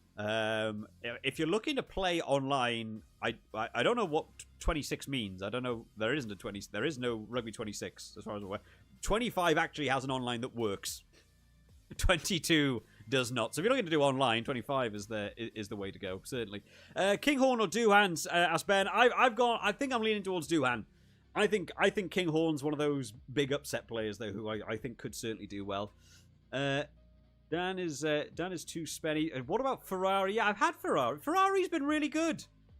He just doesn't seem to score any points, and I don't know why. I feel like props need something else to validate what they do in a game. Maybe something in the scrum, like maybe, I don't know, how would they track it? Like maybe if you're in the scrum and like the tight head collapses the scrum, maybe like the loose head for the team that wins the penalty should get points, like they dominated that side of the scrum. Something to boost it, because it feels like no props are making points. It's only like if a prop will score a try is the only time it feels like they'll make any points, and I feel like they deserve more because they aren't, apparently they're not making any meters. Apparently no props are making carry meters, even though I feel like Danilo Fischetti doesn't stop, but apparently still doesn't make any meters, so could be that. Scotland scrum has been rubbish, it said Ben. Yeah, I that's why I'm maybe a Wales prop. Maybe a Wales prop. Because the Wales scrum looked solid, and against France to look solid is tricky. But it's looked more solid, it's looked worse. So, maybe against Scotland you could actually go for Wales. An all Wales front row? Huge call! Dewi Lake, actually, how has Dewi Lake been getting on? I haven't taken Wales as a team to look at. How has Dewi Lake been getting on at hooker? Because he does do a lot of ball carrying. If there's a tap and go try, you're certainly looking at... They're like, oh, I'm going to go with my budget thing. How has Dewi Lake been getting on? 21 versus France, 6 versus England. It's quite extreme. But then Dan Sheehan is doing worse. So, I wonder whether you could. Do I expect Nicotera to do more versus France than Dewi Lake versus Scotland? I know Nicotera not necessarily got the nod at hooker. I would expect him to, but we haven't got the team sheet for it yet. But Dewi Lake? Maybe. Props? I don't know you do. At least Reece Carey got over for a try. I don't know about Tom Francis. I don't know if I see Tom Francis. What's he on points-wise? 10-5, yeah. But cheap. I guess that's the other side to it. Reece Carey's actually only 8. So we could look at a cheap Wales prop to give us the most budget for the super sub. So say if we have Reece Carey got a try, he could get another one. You could look at I don't know if I see Tom Francis getting a try. That would give us 12 then for the super sub. And I just sort of sack the points of the prop for not scoring a lot of points anyway, but it costs less. That could be a move to do.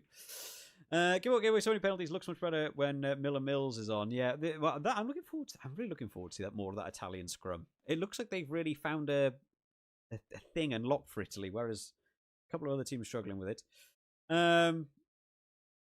You're waiting to do the fantasy till tomorrow. Yeah, not a terrible move till the team's out. I mean, to be fair, teams might chop and change. If France throw out the team sheet, Italy throw out the team sheet, I might have to make change. I think probably for the sake of doing like the video, what I'll probably do is do this stream and then I'll condense it down to a video. The video will go out tomorrow, but of course we still won't know the players for the video. What I'll probably do is if players aren't playing, I might put like for like players in. So, let's say, I don't know. Let's say Bielbiari's not playing for whatever reason. I would put in Atisogbe or, I don't know, Villiers, whoever fills in it for wing. I would keep the same nation and just swap them out for like, because then I feel like it's a little bit more consistent with the video to my actual team rather than doing a big swap.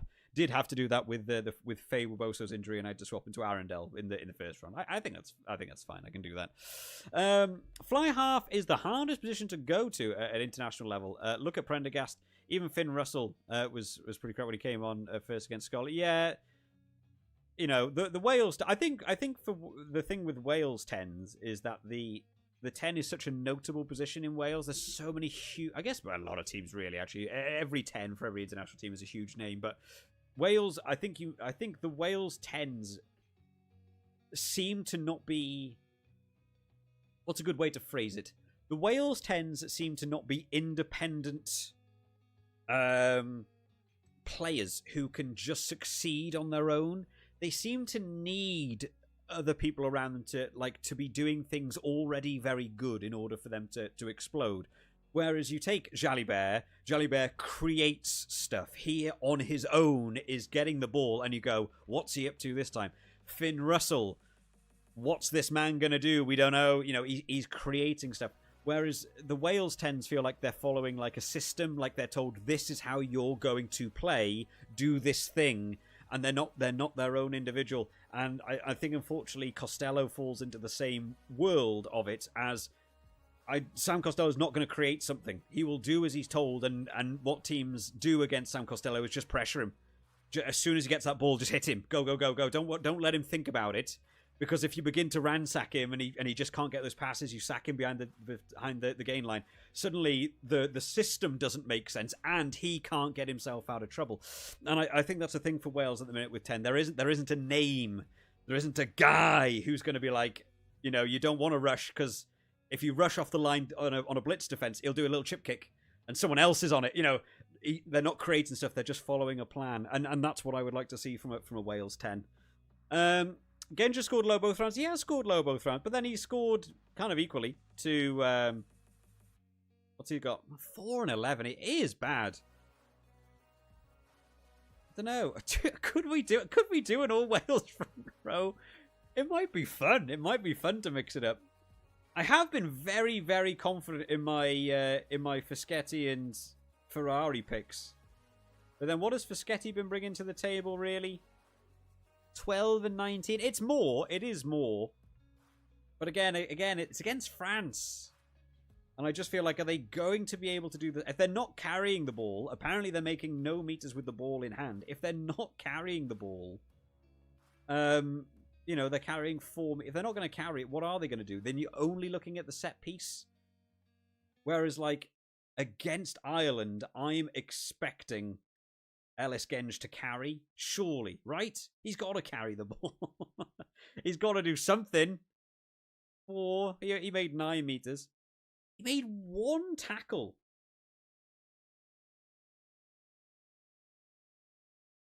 One tackle against Scotland? How? Scotland were too busy scoring for him to put a tackles in, apparently. Whatever happened there. We've actually done pretty well, though. We've almost nailed this team down. It is just... The props are questionable. Super sub, sorry. We still need to do super sub. So we got 12... If I went with this, let's just say we went with this. 12 points. Within budget. Doesn't have to be England. We're looking at... It's a shame there isn't a filter for, like, bench players, is there? I think that would be really helpful for your super sub. If there was a filter that just said starting on bench, so you could get rid of all the greens. Marcus Smith is 12. Oh, it feels like it's building to be. That's where I'm looking. So Marcus Smith is 12. Guy Pepper, a few people have mentioned Guy Pepper. Could be one. Ronan Kelleher, maybe on the outside chance that Ireland look to the driving mauls. Jamie George, I think, could be one for the driving mauls as well. This has opened the door to some things now. We've got a few more points to be able to play with. Timoney, I know, is less as well, so we could also look at Timoney. We've got a real open door here. Oh, sorry, no, we don't have Timoney. Why would just Timoney?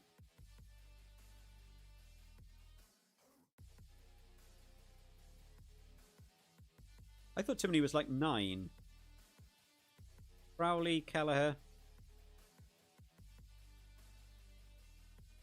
I don't have positional. No, I don't. Right.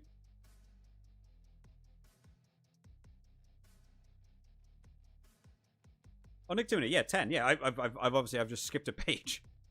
I must have clicked the wrong button. I was like, I can't believe that's not correct. Yeah, so Timoney's not. So actually, we've got a real open door for super subs. So it's who do we believe is the super sub?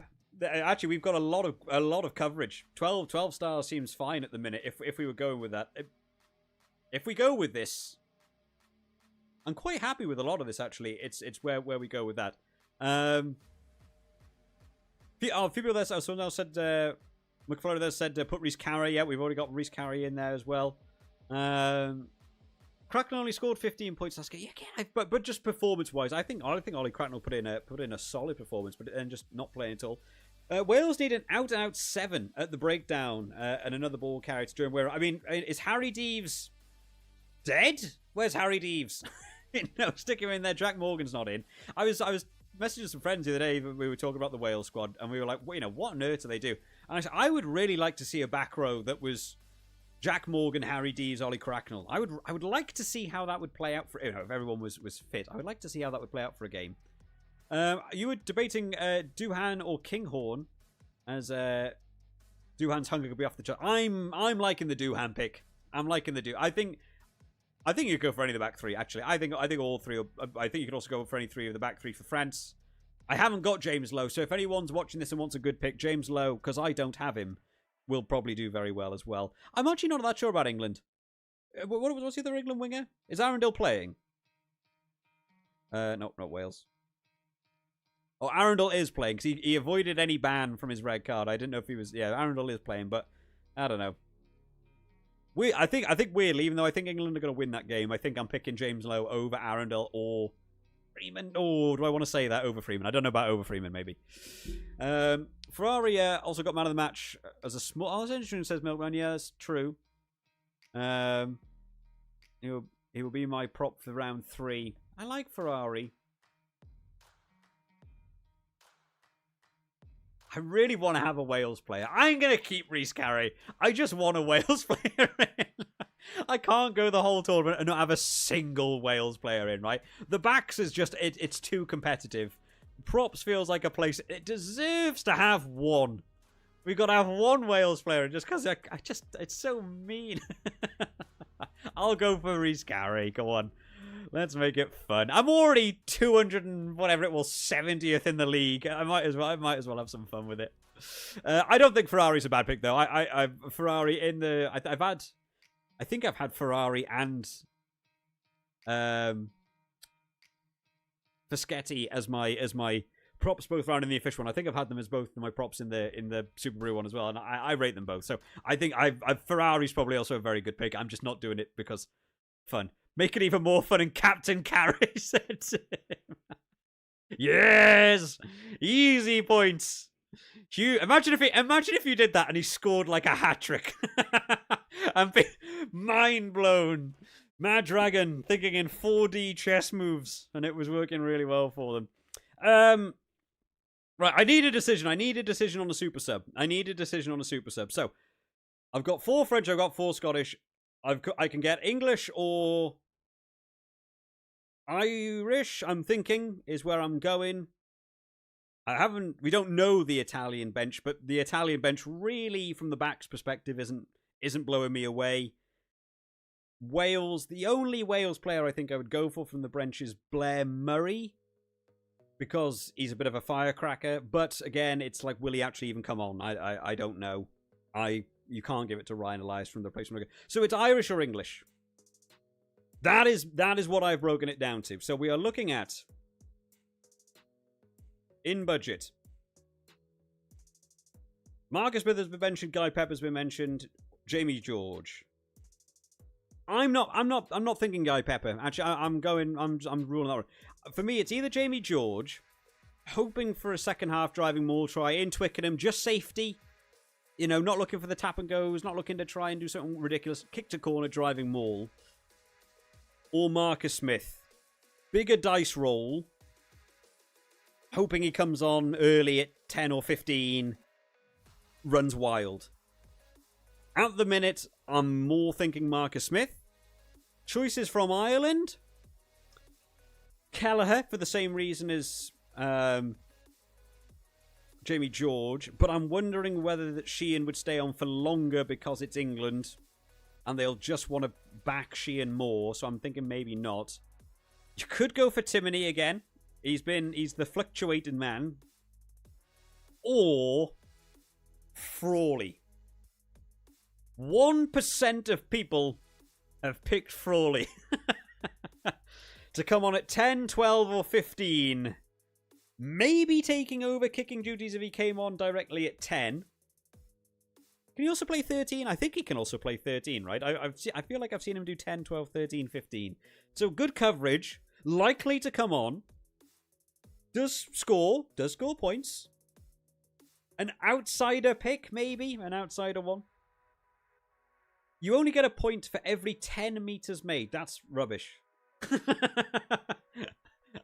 That, again, mean on props. Props should be lower.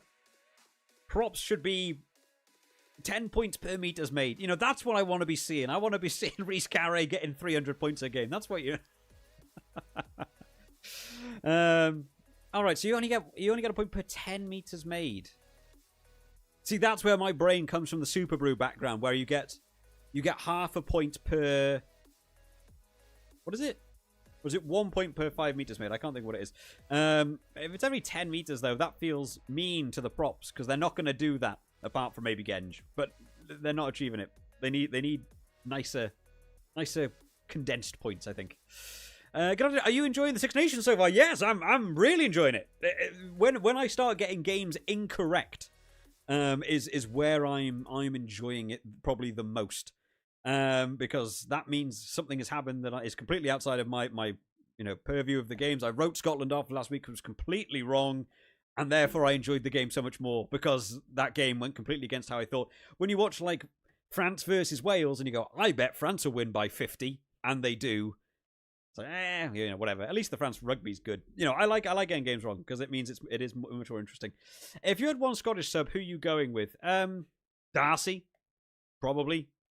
Because it's Darcy Graham, and I'll always pick Darcy if he's available. In terms of like, if he was starting at 14 and Duhan was starting at 11, I'm picking Darcy in the team. Darcy's my boy, but yeah, coming on from the bench, and I just don't know when he's going to come on. I don't know. Maybe Duhan plays 65 minutes. Is Darcy making that impact? I don't know. Maybe. I'm thinking I'm going Marcus. I feel like maybe a more safety options available. Marcus Smith is a bit more of the dice roll risk of if he doesn't come on till late, it was a terrible pick. If he comes on early, especially if he comes on for 15, I think he can do some stuff. I think there's points in there for Marcus Smith. So I'm thinking super sub Marcus Smith. Captain wise, it's gotta be French. I mean, you could go Scottish, to be fair, up against Wales. I just think France are killing it. I just don't know how you don't pick France. Whether it's a Ramos safety option again, Jalibert is just a monster. And against Italy, I could see him opening up. But then I'm already so low down. Is it fun if I'm already 200th to just keep going for safety, or do I need to go more wild? Do I need to do something more experimental, like Jalibert as captain? He has outscored Ramos in both games, even with not kicking the ball towards the post and getting those kicking points. Is it worth Jalibert as captain and saying, I'm more, or what did Browbiori get? Actually saying that. He got 56. He got 56. Do we once again do another big risk and go for the man on his second cap for France? Oh, man. Can I do that? I don't know.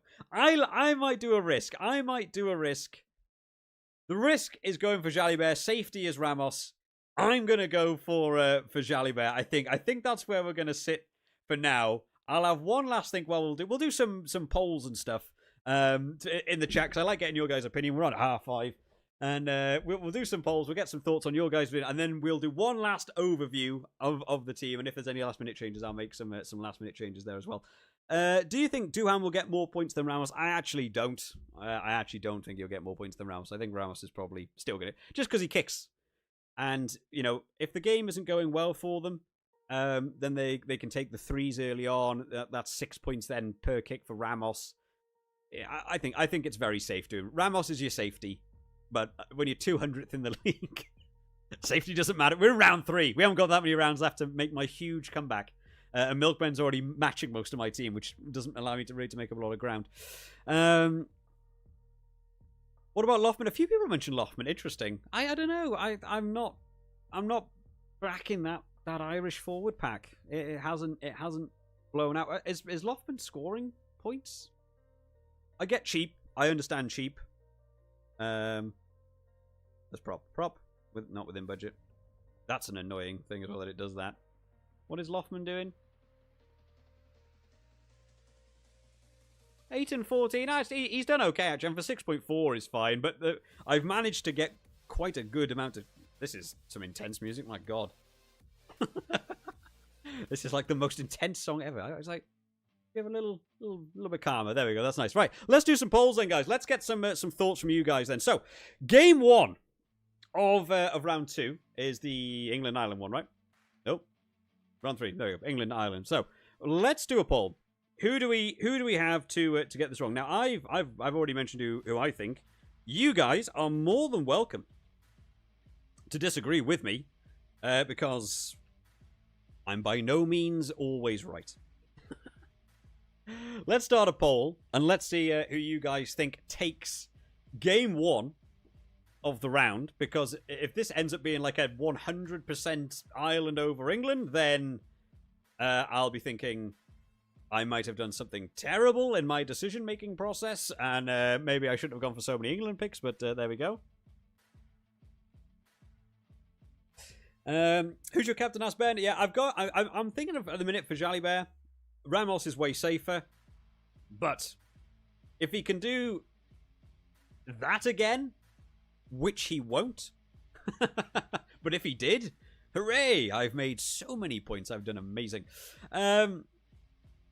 What is the best rugby game for someone that has never played rugby games before? I don't know. For never played rugby games before, I still incline to say that the most fun game, the game that I think has the highest skill ceiling, is if you look at a Rugby 08 or Rugby 2011.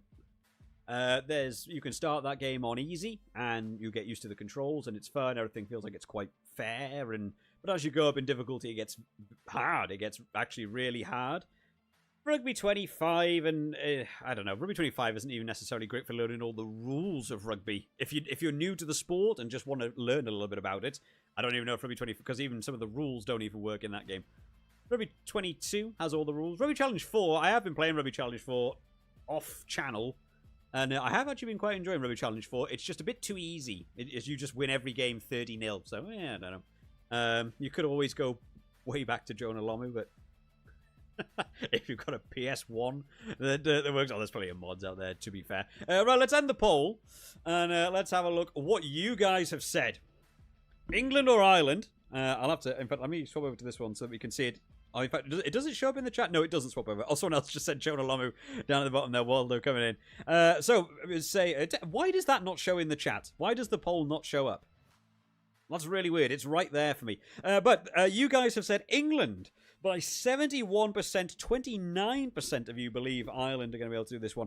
I am more inclined to lean towards England for this one. If England had just won last week versus Scotland,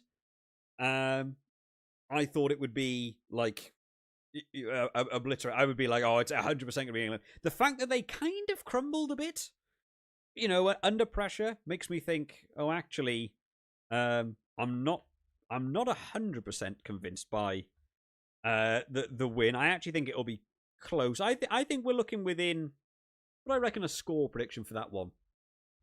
I think both teams to get over 20 and England to take it by between 6 and 10. So what, maybe like a 28-21 is where I'm thinking for that one. Right, next one up then. Wales versus Scotland. And this one, I think is... I mean, there's certainly a favourite pick, right? The score prediction for this one is very interesting because, like I said, I went to this game 2 years ago.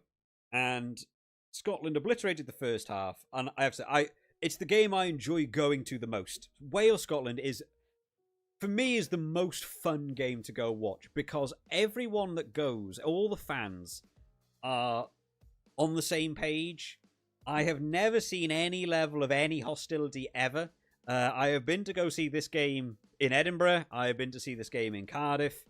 And it is so much fun to interact with the Scottish fans. Everyone has a laugh.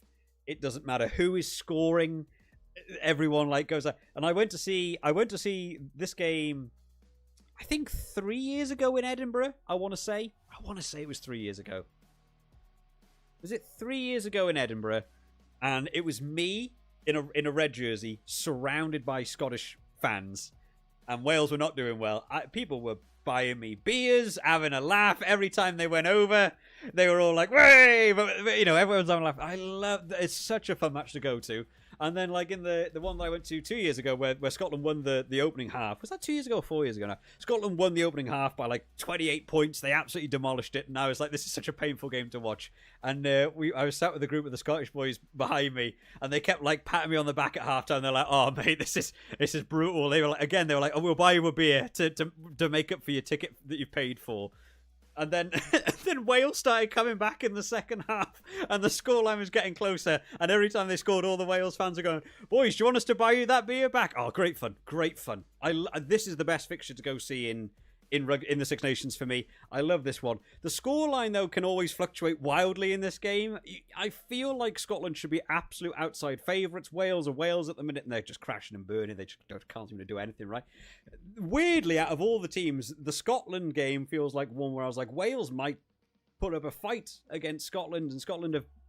First game was awful. Second game, really good. Third game, who knows? Who knows where the Scotland team is at? So this one, I think, might surprise you. I can see people believe in like 20, 30 points to Scotland, but actually it ends up being like 6. You know, and it's actually, it's kind of close. I really like this one. We'll have we'll end the poll, and we'll get the viewpoints of the chat and see what you guys think. 84% going for Scotland, 16% going for Wales. Very reasonable. Because, you know, I certainly think Scotland... I do believe Scotland will win this one. It's whether the scoreline will be huge or close. I could see this. I could see Duan van der Merwe and Blair Kinghorn and Carl Steyn just killing it. And it's like, oh, Scotland win 50 points to 10. And you go, well, you know, that's really, you know, harsh. But then you've got the, you know, the chance that maybe Wales step up. Maybe they did. I don't know. Maybe it could be. You've gone with Frawley as your super sub based on that. Yeah, I think Frawley's a good pick. 1%. You're in the 1%, Tim. You're in the 1% for going for it. That is the way to go. Is there for me? The World Class Rugby 95 on the Amiga was great, and there was a decent rugby game too. If people can remember, that was a long time ago. I was born. So I haven't gone back that far, going all that way. Anyone playing Rugby Nations 26 on mobile? Asked me about. I am. I'm really enjoying it. Something again that is amazing, right? I mean, again, it's not great in terms of like, of course, you win every game like 300-0. The AI don't do anything in the game, right? But I really enjoyed the team building in that game. And even a free phone app like game that I'm playing, they have got a Six Nations like thing on the go at the minute, so you can play the Six Nations fixtures, and you can you like win rewards based on like how many for like winning with the teams and stuff. Great fun. I've thoroughly enjoyed that they've done that. And then Rugby 25 has nothing. This is their like. Yeah, this is their free videos here going in for these guys. This is their like Six Nations. You can play the Six Nations games on your phone. Awesome. You earn rewards by winning, and you can get a bunch of stuff. Love that. That's really cool. I did do the Rugby Nations 24. I don't know if they ever did a 25 one. I have been playing through this one. My team at the minute, it looks awesome. I'm like, yes, look at this. Look at all my purple players on my team.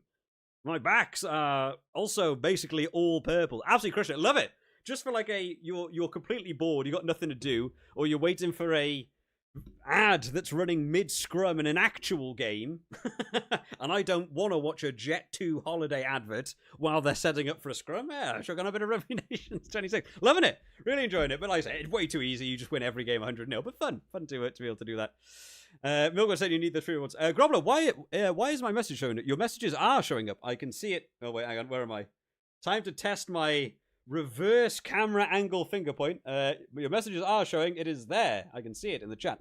Yeah, you need those 3 rewards. I want to get my more purple things. Why does Rugby 25 not have stuff like that? I want Rugby 25 to have that you can just build fun teams and stuff. Right. Final poll then. Let's put the final poll.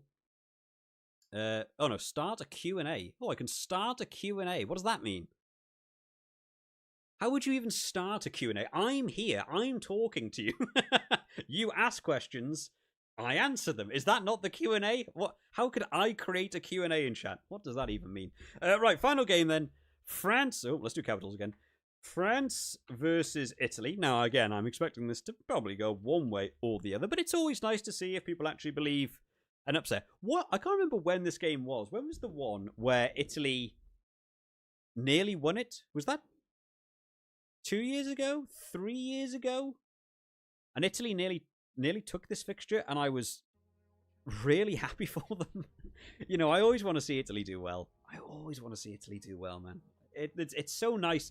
Seeing that Italian scrum has filled me with so much happiness that it feels like they've got a weapon now.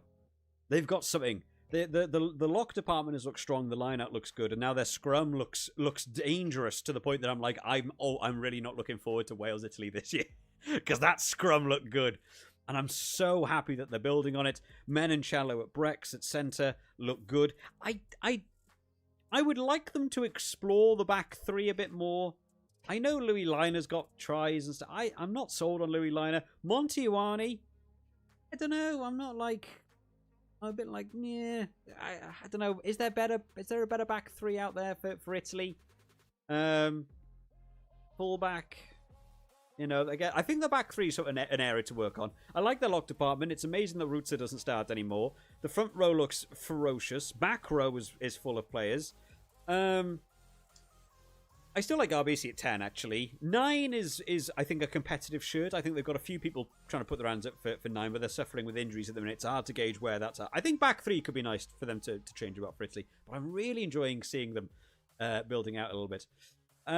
What centres do you recommend, as you have no French players left to pick? So I think you could... I think with Ollie Lawrence coming back in, you could look at an English Ollie Lawrence. Hugh Jones or Tui Pelotu going up against Wales, I think could do so. And if you're going for one of those two, I would lean towards Hugh Jones. McCloskey has been solid. McCloskey has been really good, and he plays quite an integral role in the structure of the Irish attack. So he always ends up carrying a lot of ball.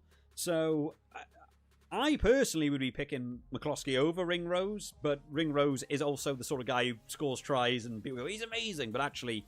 I really rated McCloskey. Menoncello for Italy's been doing solid. We don't know how that centre partnership's looking at the minute for Italy, so I don't know if Brex is back. Is Brex back? Actually, I don't know. Let's have a look. Nacho Brex. Has he returned? Any news on him back in?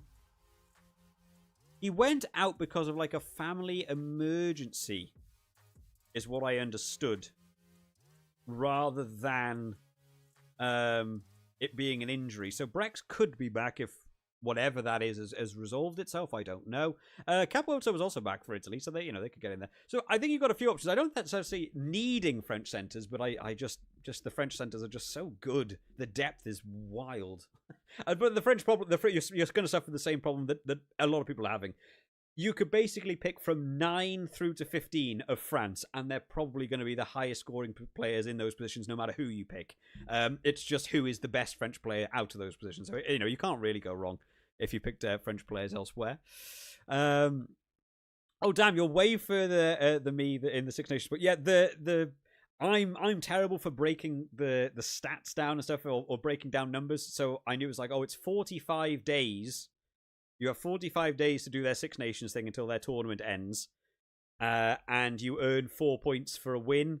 and you need to get to 1,000 points. And I was like doing the maths. I was like, hang on, I need to earn like 25 points per day in the Six Nations to get to the 1,000 points to get the free legendary upgrade. So it's like, I need to do like 6 games a day. So I am doing them. It doesn't use your charge though. It doesn't use your charge for your normal team if you do the Six Nations games, which is nice. That's a nice accommodation for that. So you can play 3 games of the Six Nations one. You can play 3 games of your own team one. So I like that. Well done to the guys developing Rugby Nations. Fun and player incentivized. Although I'm still not a big fan of the paying money. I don't pay money on mobile apps, like ever. I don't like that it gets a little bit bogged down with like you can pay in coins and they only cost £100 for 1 coin. I don't like any of that, so I never engage in paying money in phone games. But I understand they need to. But they run so many ads that I feel like it's not necessary to have the microtransactions in. But they are quite a lot there. Your team is ass in comparison. Started like a week and a half ago. You know what? You build the funnest part about Rugby Nations is building the team. Once you get to a team of all gold or all purple, you win every game 16-0, and there's actually not that much fun. I really like the team building. Again, if only Rugby 25 would do it. But will it be anything against the Springboks? Asked Grobble. I assume that's to do with when I was talking about the Italian scrum. Maybe not. Maybe not against the Springbok. The Springbok scrum is a different world. It feels like. But I'm glad Italy are getting there. It's nice to see that teams like Italy, Georgia, another one who scrums some just turns up, and it's like, oh, that's fun to be able to watch. So final verdict in the polls then. France versus Italy. 96% of you guys went for France. Reasonable. 4% went for Italy, whether you actually believe that or whether you were just like, you know what, I want to be the person saying Italy. Maybe not. I haven't got a lot of hope for Italy in this one. I've got a feeling this could be a big win for France, actually. Even though it has been close in the past, I can see France taking this one. I think it could be another 40-pointer. I think France are going to kill it this year. Right, let's look at one last pass then. 15 minutes left of the stream. We've done very well this week. I guess we haven't got all the team announcements out to sort of clarify. Is there anyone I want to change before we do one final review?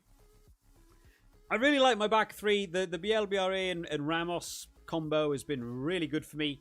Duhan van der Merwe, I think you could swap him out for Kyle Stain. Or Blair Kinghorn. I think I would go for Blair Kinghorn over Kyle Stain, actually. But it's Duhan. You got to go Duhan, right? I got to go Duhan. Hugh Jones and Braubori. Hopefully pronunciation kind of correct. I like that centre. If that is the centre, I would like. I'm gonna swap them round. So Hugh Jones is there at 13. But if that is what it is, and that is like the French team that's announced, I'm gonna stick with that. I think if Braubori doesn't play, I might lean into Gaelton for that. Or maybe that's where the DuPont pick comes back in, and I find another centre, whether it's McCloskey or Tuipolatu, don't know. But if it's that, I'm happy with that. Halfback partnership. Jalibert as captain's fun. I like it. There's my dice roll. Ben White at scrum half. Is Ben White at scrum half the move? Maybe it's not. Maybe it's not. I've used all 4 English subs, so I can't do Mitchell. It would have to be Ben White. I can't go Italy scrum half. Thomas Williams. I don't think has Thomas Williams been doing. I can't imagine he's done that well, has he? Scrum half. What's he been doing? I could be very wrong. 20 points and 15 points. Is this just all from the kick returns then? 5 kicks recovered. Is that just where they earn all these points back? Meters carried 13, tackles 9.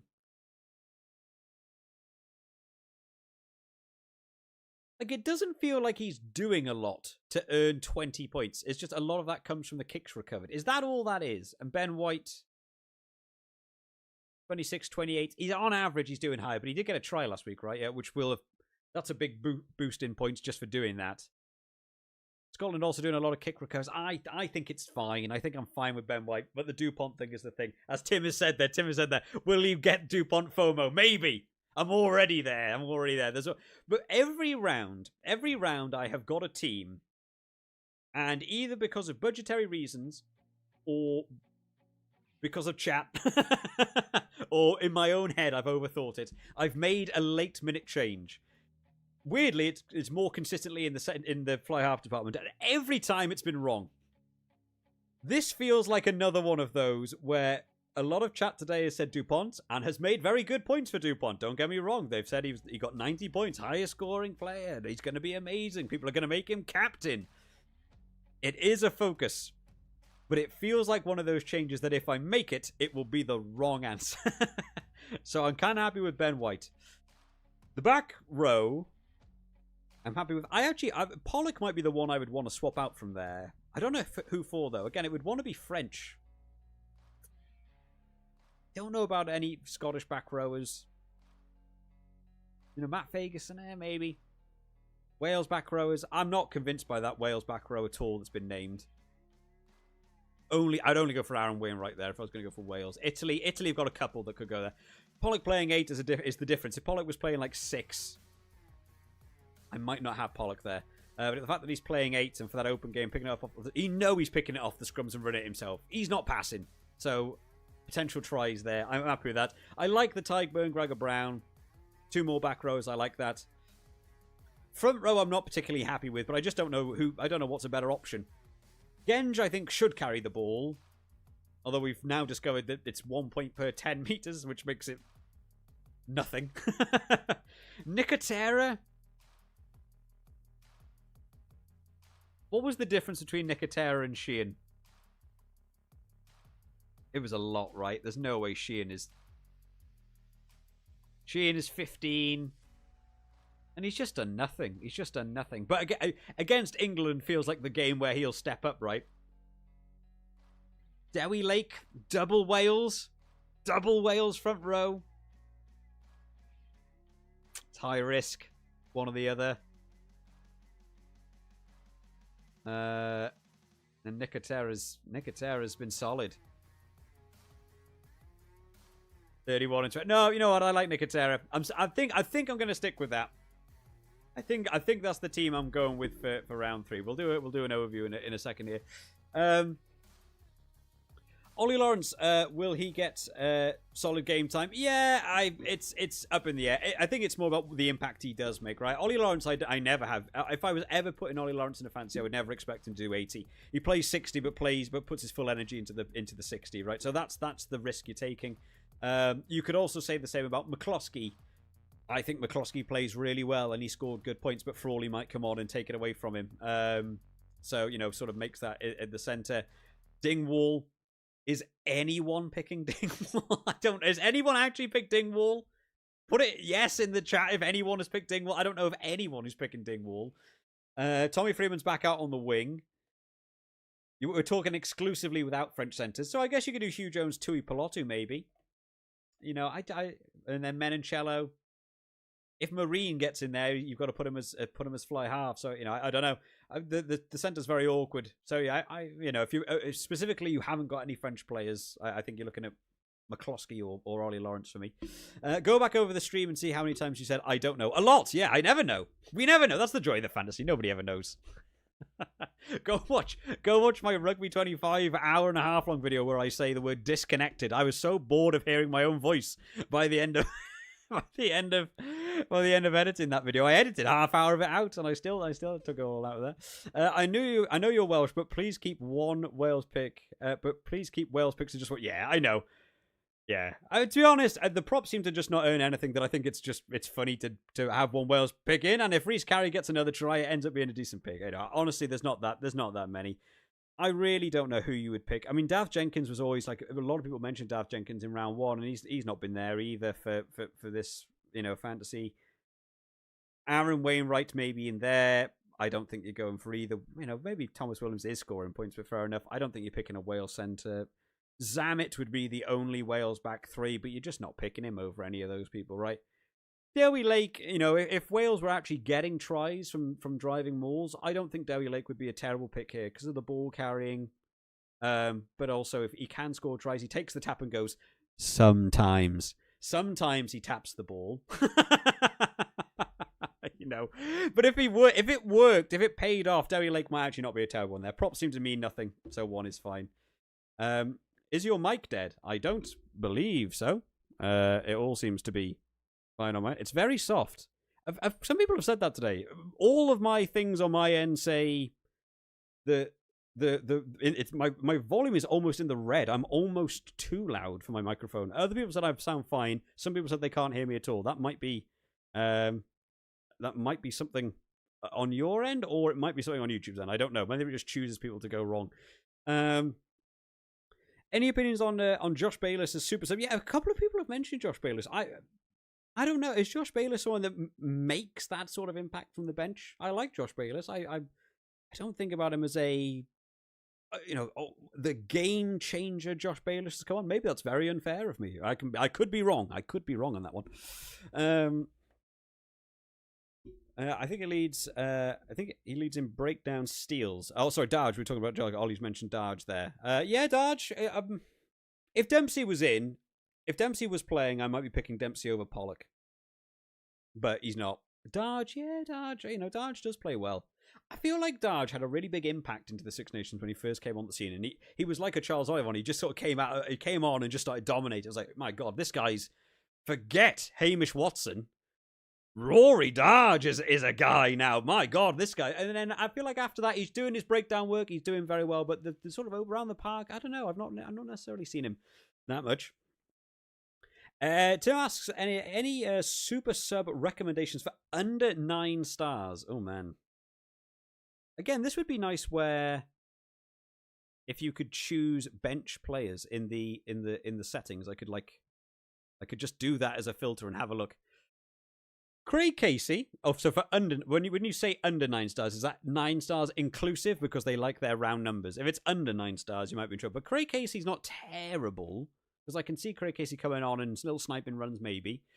Baptiste Soran was busy last week if he ends up being on the bench for... No, okay, that's fine. So Baptiste Soran was very busy last week against Wales.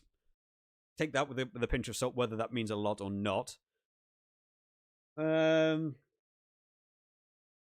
Frawley, I think, is one to worth considering.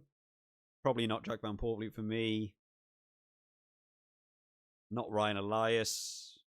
Bevan Rod, Archie Griffin. Yeah, I'm not. I feel like you're looking at... From where the points stand on who the players are, it looks to me very much like you're looking at a scrum half. Or...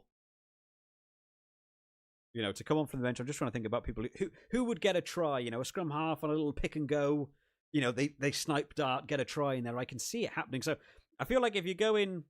If you're stuck to 9 or under, I feel like you've got to lean into your scrum half or Frawley. I don't think Frawley's a bad pick. I think Frawley might be fun. I'll keep an eye on Frawley and see how many points he actually does get. Luke Cowan-Dickey said, is Luke Cowan-Dickey under 9? I don't think he is he? England. No. What is he? He is 12. So as a general pick, Luke Cowan-Dickey, I don't think he's a bad move at all. I think England hookers... If I was going for an England hooker, I think I might go Jamie George and say that second half. But I just don't know. I don't feel like enough people have tested that Irish defensive mold to see how it'll work out. And England haven't engaged in it enough to warrant feeling like they're going to do the driving mold choice. But I don't think the worst thing. Gordon was asking about the Superbru. I haven't even done my Superbru picks. I saw that I've lost 3 players to not playing and went, tomorrow's issue. I don't know about Superbru yet. That is a very tricky one when you've got the players not played. Right, so I think we're happy with this team. I think we're locked in. Let's have a look at the team preview before we end stream and get a bit of a view on the final standings. Then starting out in the back row, then Duhan van der Merwe comes in for Scotland on the left wing. I'm hoping. The comeback kid, not been allowed in, poor performances, Edinburgh's chat keeps reminding me, but given his shot, do or die for his career, maybe, I don't know how extreme you want to go, but big improvement. Let's hope that he comes on and has a really good game. The Wales right-wing defensive has been letting him down a bit, so I can see Duan van der Merwe maybe trying to exploit that position a little bit more. Whether he plays the full 80, questionable, maybe not. Thomas Ramos and Louis Bielbiarri has been my standard go-to guys. Bielbiarri is always good for a try. Ramos for the kicking points just sort of holds him at a solid 40 points every game. He just does so much. Haven't gone for him as captain this week. We've made the change because I'm already 200 and something in my league. Let's play some risky moves. So we've not gone for Ramos as my captain this week, just to mix it up a bit. Centre partnership. Hugh Jones going in at 13 alongside as Fabien Broboy. Hopefully the pronunciation slightly correct. We are kind of hoping that France are going to stay consistent with the French picks. I wouldn't be surprised if they are pretty much the same team as last week. If it ends up the Broboy ends up not playing, it might be going to looking at Galton maybe as that centre pick for France as well. Hugh Jones has turned it back on last week versus England, so I expect against Wales, certainly someone to be looking for getting those tries over in that centre department. Also think there's a couple of other options. You could have gone for double. You could go for double French lockout here. You could go for double Scottish lockout. I think McCloskey played well last week as well. In the halfback partnership there, Matteo Jalibert back in at 10. He's just unstoppable at the minute. Making him captain. Wish I'd done it last week. Had no reason to guess that. I'm so far down in the leaderboard, it's worth making him captain for me. Hope the dice roll pays off and he has a good game against Italy. Ben White at scrum half. A lot of people here saying Dupont, but I've already used my French players elsewhere. No Jamie Dobby being ruled out for this game, so Ben White at scrum half. Maybe looking for a snipe try against Wales. And the kick retention on that right wing with Kyle Steyn generating him a few points. Don't really know who else you could have gone for there. Maybe James Gibson Park. The scrum half's okay. If you're not doing Dupont, it is certainly a bit of a struggle. Hopefully Ben White turns up for me on that one. Back row then. Ben Earl moving to 7 this week. So we'll keep him on because he's Mr. Consistent. Caelan Doris at 8 because it's Caelan Doris. Always solid for getting those points. Then Henry Pollock getting his first start for England. Moves into the number 8 shirt for England. So keeping him on there to picking off the back of scrums. I can see Henry Pollock with his energy as well. I'm looking for him to actually play the full 80 personally. And whether or not they move him out onto the wing later, whether they move Ben Earl into centre and they look to move Henry Pollock to different positions. Not entirely sure what they're going to do with that setup, but really like that as a solid back row. I think French back rows could also be very, very good to look at here if you're not going to go for your French backs, but I think the French backs are going to kill it. In the lock department then, Tyburn and Gregor Brown. This is a play in the game kind of picks.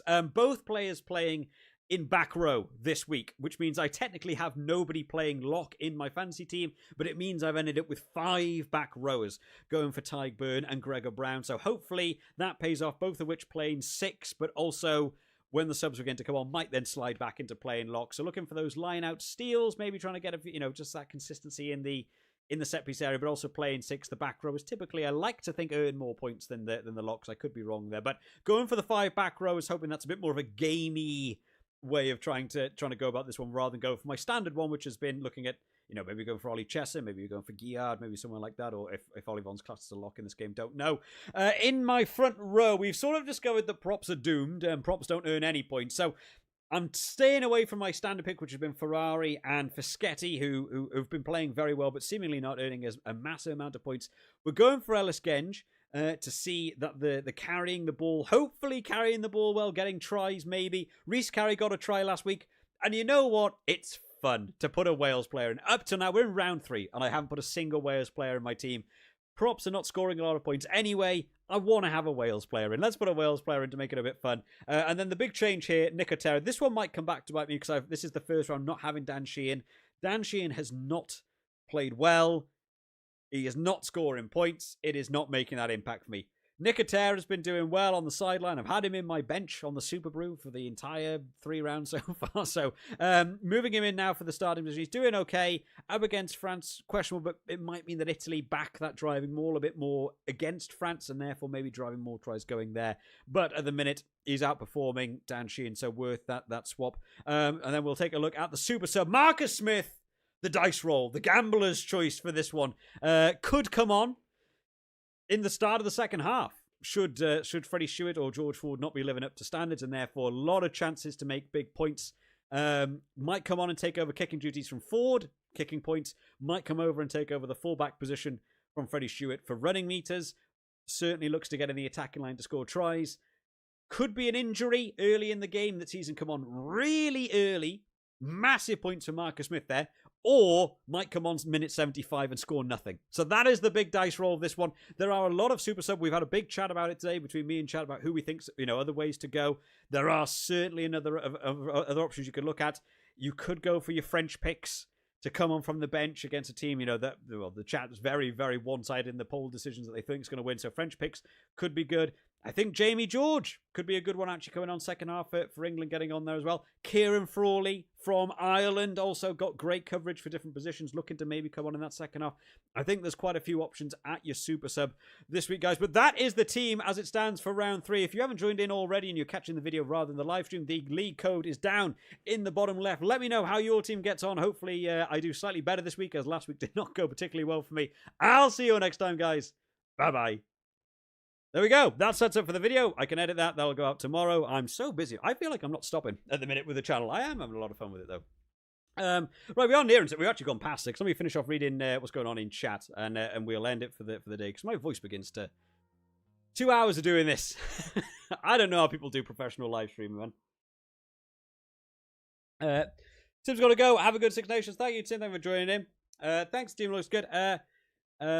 See you, Dragon. Been fun watching by. Thank you very much, Goblin. Glad you enjoyed it. Burn is a pick regardless of where he starts. He's just now. Yeah, he really does well. It was interesting the first round that they had versus France. I felt like Tyburn was actually quite quiet, just watching on the pitch. I was like, he's just getting on doing his job. And it's the scoring system in this game that I still sometimes eludes me, because in that first game he got 39 points. And you look at these sort of points stats. 15 tackles is good. They were on the back foot for that one, so it was fine. They got the meters carried as well. What's going on here? Broken on the side of me here. Yeah, the breakdown steals is really good for him. We know how good Tyburn is at the breakdown, right? And then 4 attacking scrum wins. It's interesting. One thing I really do like about the Superbru one is the fact that you get points for winning on like the defensive scrum. It doesn't look like the official one actually does. You just win points for winning your own scrum. Unless that's not what they mean by attacking scrum. That's how I'm reading it. You are the attacking team and you win your own scrum, right? You don't get anything for beating the other team's scrum, which feels unfair. You watch Italy last round. I go back to round 2. There's a per round one.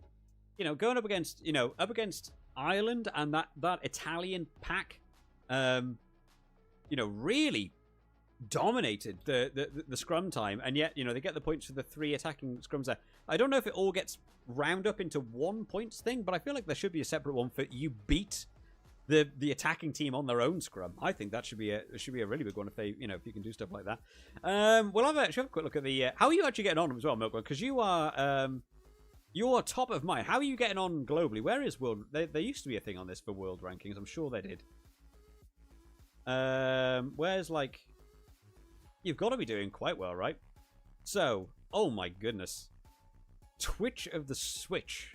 There. Oh, hang on. Let me... Sorry, I didn't realize the stuff was all on screen. A little bit weird here. Music is so loud. I feel like it randomly jumps up in volume. There we go. Right, let me have a quick look at this. I want to have a look. So, where are you, Milkman? 370th. Really? Are there that many people beating you? It seems so mad that people have these enormous scores. Blood, Sweat, and Beers. That's a fit name. I feel like they may have been in one of them before, or someone has a very similar name. My goodness, yeah. I mean, to be fair, the highest score is 1,209, and in our one, you're only 80 points down. That's very good. What are these people doing? Like, let me have a look at this too. What is up with this?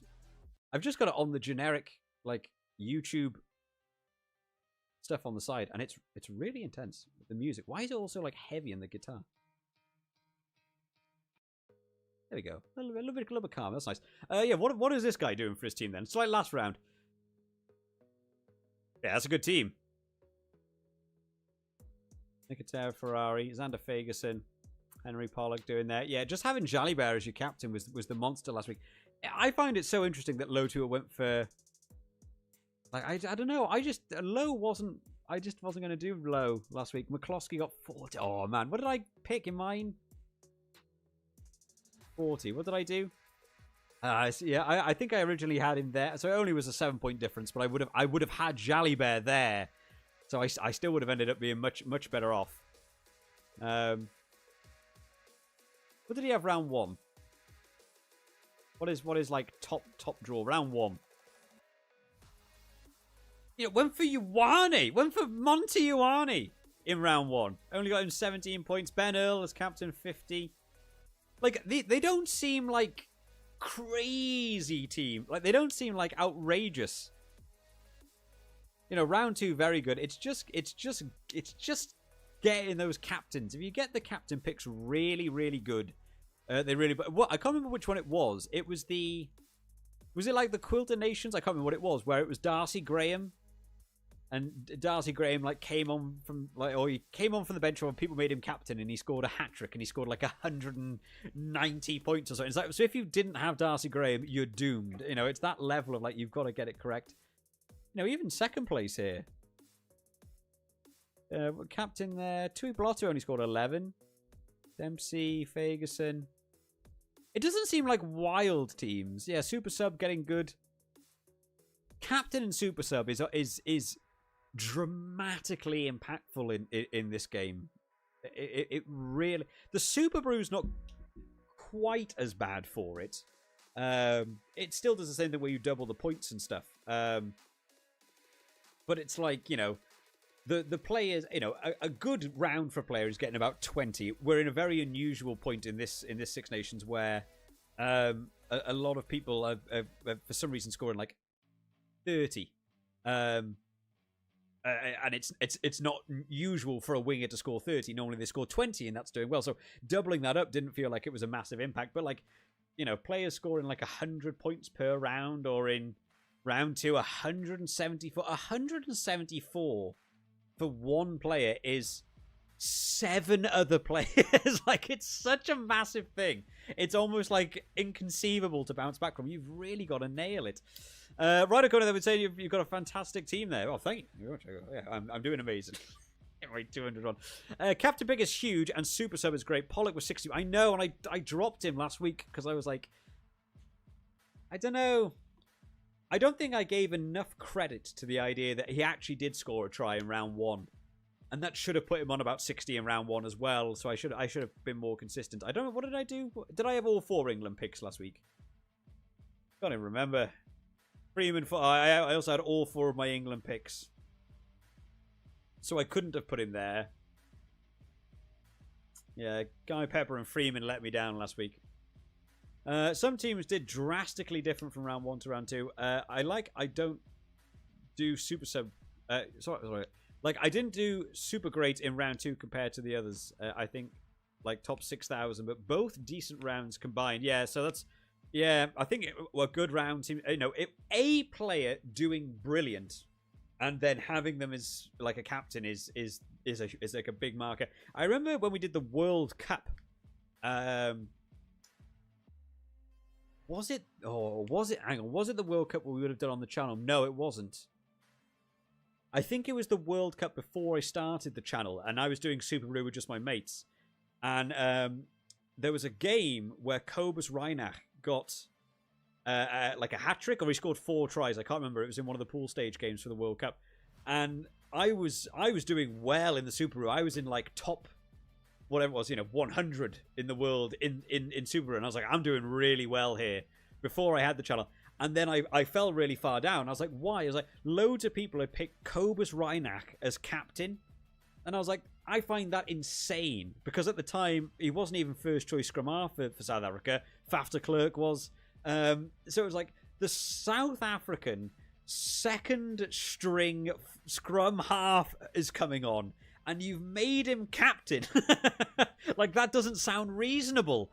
With all the other players in Superbru to pick, you've picked the second string South, and he got a hat trick, and he scored something insane in that game that was, you know, 48 points for a scrum half, and you doubled it up, and it was like 100 points. And if you had him that round, you were away. And I was like, I don't know who these people are that make these picks.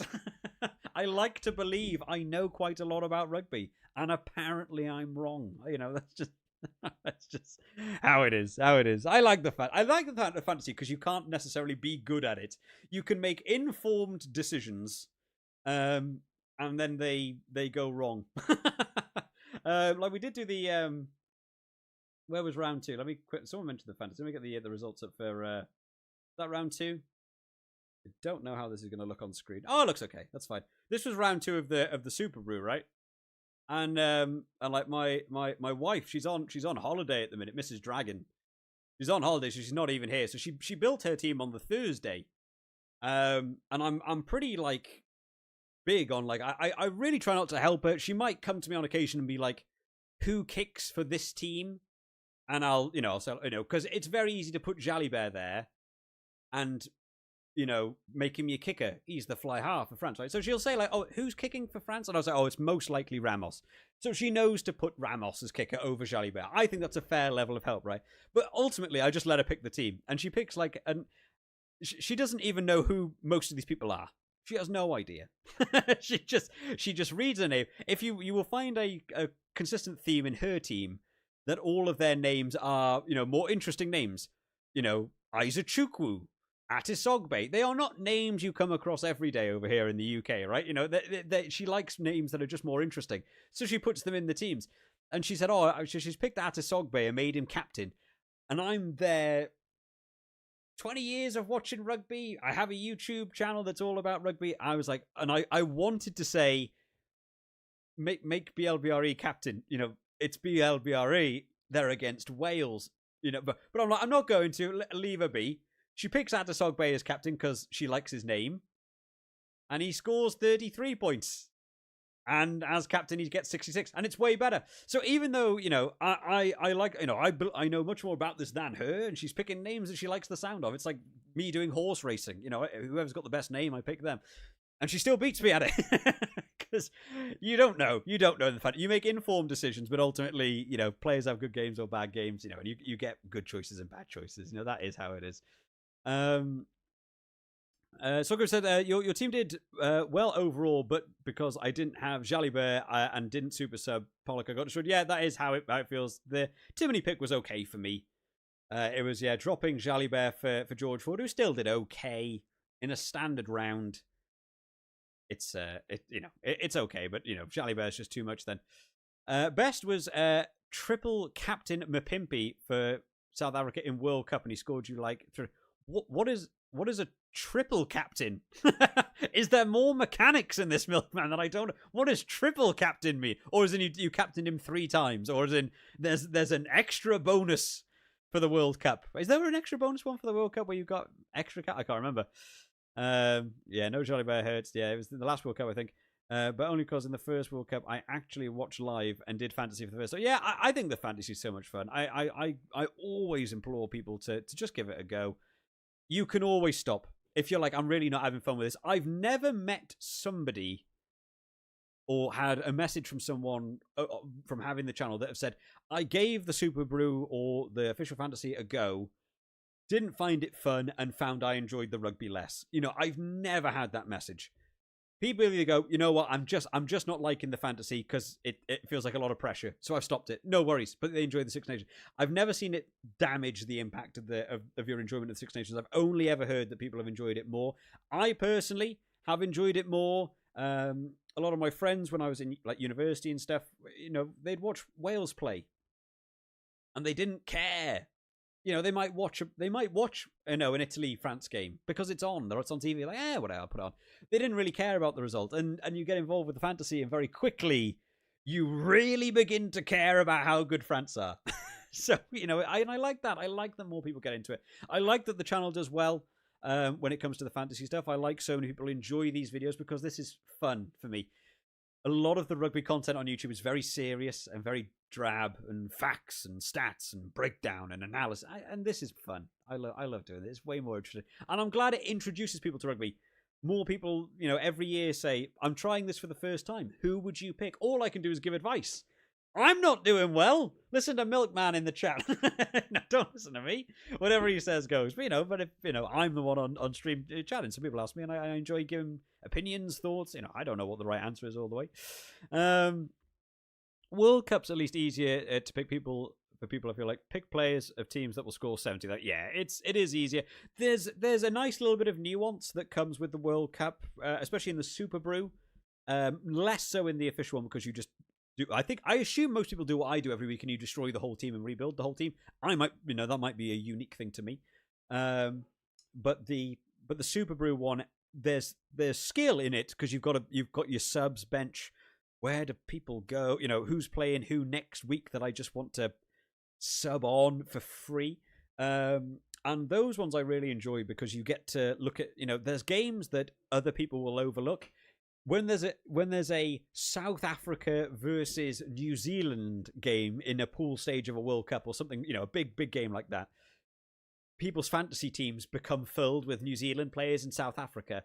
Meanwhile, you've got, I don't know, who would be a good example? Italy playing Romania or something, it might be another pool game going on. So actually, although there's New Zealand versus South Africa, you don't want anyone from that game because it's going to be a tight game. It's going to be penalties. It's holding onto the ball. It's just going through the phases and stuff, right?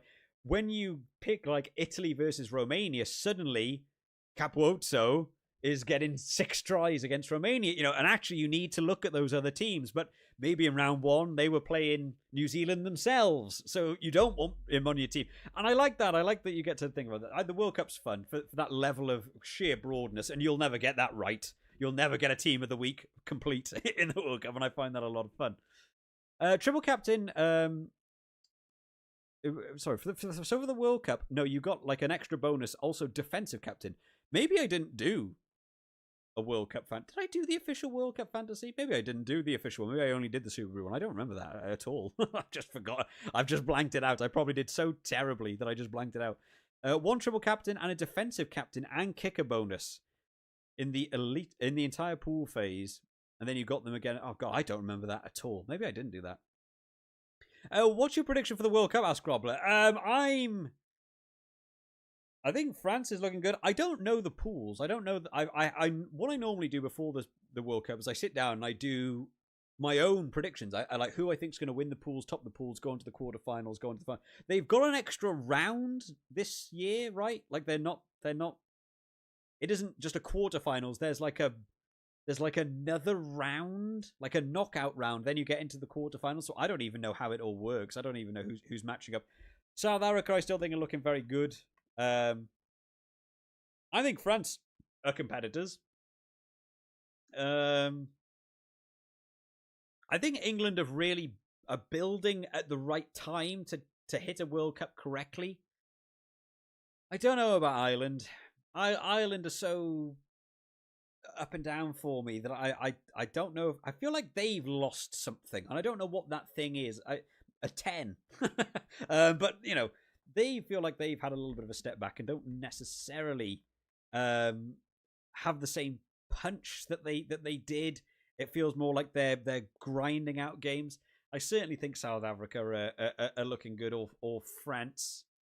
Can't talk too much on the New Zealand. I haven't kept up with any of the Super Rugby stuff since they tried to take my channel down, so I don't watch any of the Super Rugby stuff anymore. So I have no idea how like the New Zealand players and stuff are getting on to know where New Zealand's at. USA upset. Sleeping Giants stun the World Cup. I mean, if you go to America, they probably say that USA are number 1, right? In the women's league, they're doing very well, actually. So maybe they come back. I think with the official Six Nations, it's all about the first round. Yeah, this was something I polled it last week on the channel because if you have a good first round, all your players go up in cost, and then you can sell them and get a better team. This round, I have got 217 stars to build a team. Other people might only have 180. So I can build a better team because I had an okay round 1 and an okay round 2. I feel like it's kind of unfair, but we did a poll and every single person in the poll said, nope, we really like that aspect. So I'm in the minority on that one. But yeah, if you get a good first couple rounds, you're sort of going crazy. And if you're doing terribly, it is a hard fight back, especially because some people seem to do well every round. And I never understand that. There are some people every year that we've got it in like the Superbru. There are people who are just really good at it. Like, and I never really know how they're so consistent at being really good at it. I feel like there should be something else that I'm unaware of. Like, Big Brain, like, every year, it's like in the top 5.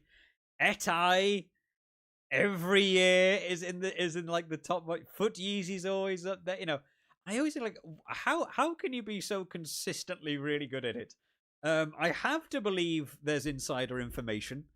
I have to believe there's cheating for my own sanity, because they don't cheat, because they do have rounds where things go wrong, but they're just always up there. They're so good at it, and I like to believe I'm good at it, but these guys are better, and I don't know why. And they make picks that I think are like outside the box picks, and I just think, why have you gone for those people? Why have you like a big one? I can't remember who it was. There was like last year or the year before. I noticed that like some people kept picking benched players as their starting team. And I was like, what are you doing there? Like, your starting hooker is, like a benched, like Ronan Keller. It's like a benched Irish hooker. And I go, why have you done that? You've picked them over Dan Sheehan. And then in the game, Dan Sheehan comes off at minute 60. Ronan Keller came on and would score 2 tries from a driving maul. So they are the best hooker of the round. And you go, hang on, they've completely outthought me in that game. I have no idea how to go that far, and it has paid off for me a little bit. I've actually introduced something myself. This series. Where do I just see my team? Oh, apparently not. Where's me? Where's me? MaD Dragon's Immense Fish. I like the names as well. I don't know why they have the names they do.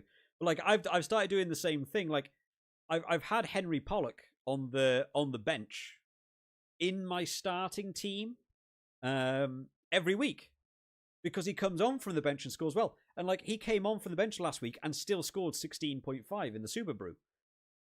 So rather than going for a starting back row, I just have the bench guy, and this week he's now starting.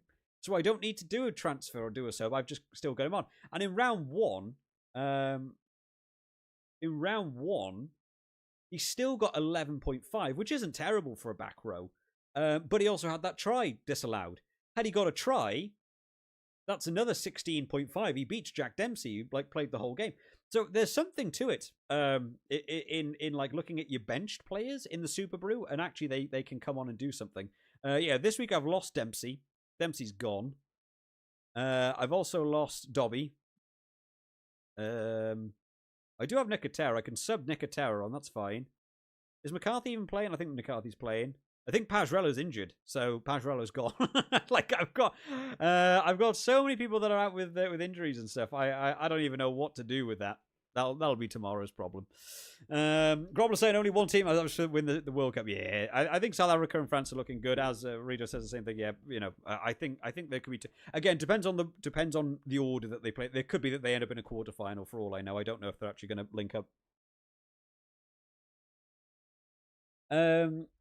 Tom says, your wife used to play the official fantasy and pick her team based on who had the friendliest faces. I like it. She hasn't played this year as they don't have the photos anymore. That's a shame. I like it.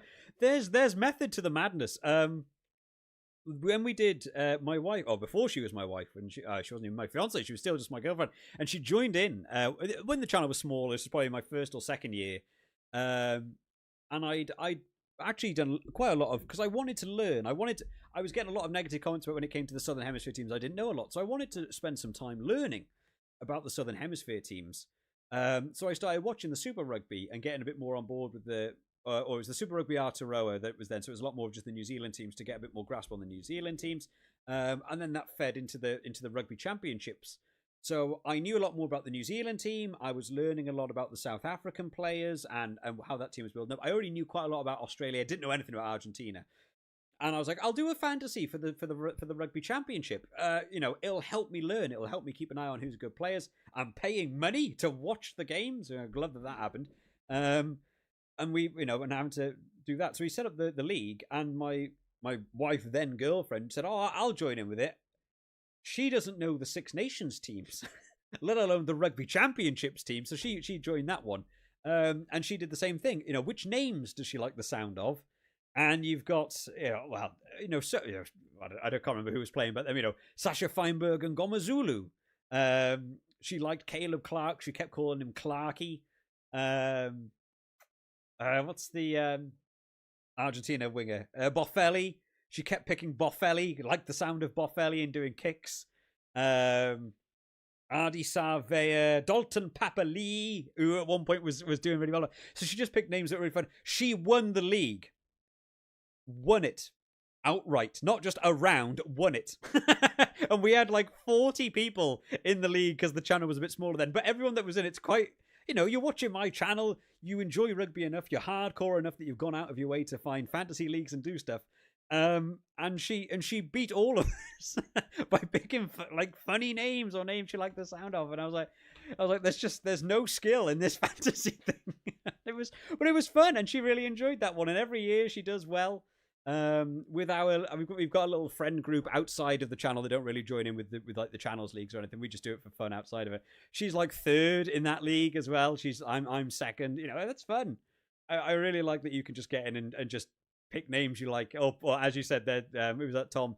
You said they just pick friendliest faces. Great, awesome, love that. Yeah, photos. I don't remember there ever having photos. So what? They used to have people's photos instead of what, like the shirts? Did they? Maybe that was before I used to do the fantasy. Yeah, because they just have like the shirts now. Did they used to have like the player faces rather than the shirts? I'm guessing is how they did that one. Oh, Milgo, you're in the USA. Oh, that's great. I don't think any serious rugby fans think the USA is winning.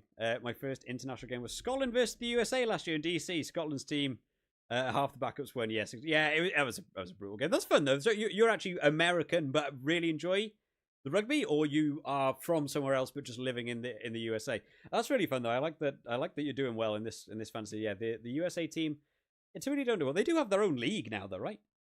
They have their own league that should be reinforcing major player growth, and they just don't at all. Growl says, do you agree with the Six Nations that said it's better than the World Cup? Better than the World Cup. Hard to gauge. I have much more fun with the Six Nations as a viewer. I think it depends on how you view the sport and what is good to you. I have never been a fan of a massive team hammering like a tier 2 team 80-0. I find those games really boring because there's nothing to be gained from it. A team of like professional elite players with loads of money, loads of special facilities, nutritionists, a background in higher education to do with sports science, playing from school level and proceeding through a structured organization that leads to a peak elite tier 1 nation, playing some blokes who have other jobs and play rugby part-time, beating them 80-0. None of that's fun for me. Like, that's not enjoyable. So when you watch the pool stages in the World Cup, almost none of the games are fun to watch. Watching the Six Nations teams play each other, watching the Rugby Championship teams play each other in the pool stages, and then obviously the only people that ever get through to the quarterfinals and onwards is fun. That's where the World Cup gets a lot of fun. But I don't want to watch New Zealand Chile and watch New Zealand hammer them 100-0. The fantasy opens the door to make that a bit more enjoyable. Suddenly I'm focusing on captains and who's going to score well versus Chile and stuff. But I also don't think it's fair on the other players to not score as well. So yeah, is it better than the World Cup? It depends on your definition of the word better. I think the Six Nations is my personal most enjoyable time of the rugby calendar because it feels genuinely like teams make big upsets. Whereas like in a World Cup, you don't really have that. All right, you got Japan beating South Africa 10 years ago, and still it's the only game people talk about as like an upset, right? There just aren't that many big upsets in those sorts of games. You want to see more of them. So I don't know. It turns out, but some people like it. I did actually put that on the channel once. Who likes the big knockout, like big blowout games? And about 80% of people said they don't enjoy watching a team annihilate them. But 20% said I really enjoy those games. Better rugby, more scores, it's more enjoyable. And I can see that side of you, but not my particular one. Milk said, yeah, you went to high school and college rugby. Definitely growing in the US, and we have the MLR now, which you don't watch. Oh, maybe why it's not growing if nobody watches it. It is hard to overtake, baseball and national the American football and stuff. Very hard to compete in that sphere, especially when those athletes are also, like ultimate, like elite people as well from the competition. Seeing Zamet go over there to do the American football and not play because people are better than you. Wild. Other people have your skill set but are better than you in other skill sets. So, very, very hard to get into that. But I would like to believe that there are a lot of people that, if they didn't make it in American football, would have quite an easy transition into the physicality of rugby. I would like to believe USA should be growing and getting better. You think they're talking BS and the World Cup is much better, probably? Yeah, if you enjoy those games and they, but you also got to. It also depends on, how well your team does. You're from South Africa. South Africa go on to win to go on the World Cup. Great, you're having a great time. If South Africa every year got knocked out in the pool stages and never saw a quarter final, would you enjoy it as much? If they got, I don't know, if that did happen, would you suddenly be like, oh, actually, this isn't that much fun to watch? if they don't make it through, they only play the pool games. I don't know. I think there's a sort of discrepancy there. The USA media definitely covers sevens more than the US. Is more competitive. For actually talking of sevens, something that I'm really tempted to do some Rugby Challenge stuff on the channel. The Rugby Challenge games have a sevens mode, and that is very fun. I don't know how many people are actually getting into the rugby gaming side. I know you said you're doing the Rugby Nation stuff. Rugby Challenge 4 has rugby sevens, and it's really fun. I used to play sevens, and I do enjoy watching sevens when it's on. But I'm glad to see that. But the US is good at sevens, right? When I think of sevens, I think of US, Fiji, certainly a solid sevens team. Whereas in like the 15s, they sort of hold around that World 10 mark. I sort of do it. So so I really enjoy sevens when it's on. It's not on enough. Wales doesn't have a sevens team anymore. They were like, oh, we got to start axing money. So yeah, we don't. Sevens is just not even covered over here, which is a shame. Harvey asking, how did you do over the first 2 weeks with your teams? Yeah, we did okay. It's not having big players is the problem for me. This was my round 2 team, and like everyone's done okay. Everyone's in your 20, 30 points. That's fine. That's a good team. A couple of 40s, Ben Earl there, Jack Conan. A lot of people were saying don't pick Jack Conan. 43 was good for him last week. But it's more that like Dan Sheehan got 4, Guy Pepper got 7, Tommy Freeman got 8, and also not having Jalibert as your big one-off captain that exploded. And then round 1 was kind of the same again. Ramos did well for me at 92, but Tom Jordan let me down. Hugh Jones let me down. Dan Sheehan again let me down. So it's those. The problem for me is not having if I had a more consistent 1 through 15 that all did 30, 40 points, I think I'd be doing very well. The problem for me is I keep having some players do rubbish, which sort of cancels out any good players. So you average out sort of pretty low rather than having above average for me. Grubble says, yeah, do some sevens. Yeah, I just wish Rugby Challenge would be cheaper. I think it is on Steam now. I think they've got the Jonah Lomé Rugby Sevens. It's like £40, and that's like how much the channel makes every 2 months. You don't earn money on YouTube doing this sort of content. So it's like it's like this weird like investment to sort of get into. If it ever came on a discount or something, I probably might pick it up and do it on the channel. I thought it might be fun. Argentina is elite at sevens too. I think Argentina wouldn't be a team I would think of actually when I straight up just thought of 7. Who's your best pick for super sub other than Marcus Smith this week? I think I feel like Jamie George might be one that will fly under the radar. I think a lot of people might not pick Jamie George, but I think they'll just want to get him. He's up there for his caps now and doing stuff. I can see him coming on against Ireland and scoring tries. I think hookers are the way to look at for your super sub. I think low percentage, low points pick has to go to Frawley. Can come on at 10, 12, 15, but also get kicking points from the bench if he comes on for Crowley. So I think Frawley could be a big one. Timony again, maybe. Yeah, the super sub's not quite a standout this week. Oh, sorry, Darcy Graham. If you had a Scotland player, Darcy Graham, to come on and go for big ones, I'd also go for Darcy Graham. Would also be fun. Gonzalez and Mineta both really fun to watch. Yeah, I don't know anything about Argentinian sevens rugby. That's fun. People transition over though because they had.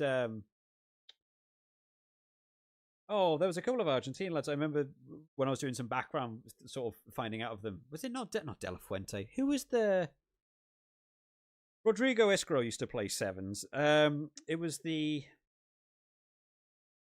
I can't think what his name was. There was another winger that's not Rodrigo, and the 10 came over from sevens, right?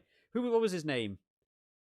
Oh, that's gonna annoy me. Hang on, let me have a look and see if I can find out what it was. He's an Argentinian fly half. And he's fly half rugby. He had a more unusual name, not Albornoz. Not Picardo. I'm sure it began with a P. That's just all players. He had a double-barreled name, and it was really awkward because I had to say it in videos, and I I didn't know how to pronounce it, but he was very good. Priskinatelli. Is that him? I think that's not double barrel, is it?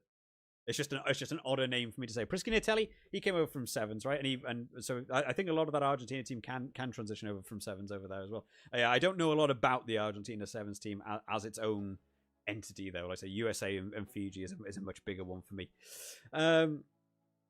South Africa is also on the uprise in sevens. Yeah, well, I think with doing well in the 15s, they can probably afford to branch out. I don't know about the women's team for the South Africa squad. I don't know how women's South African teams are getting on. I feel like I see results of them getting beaten, but I don't know if it's a professional sport for the women's league yet, compared to like England, where everyone is just an absolute monster in the sport.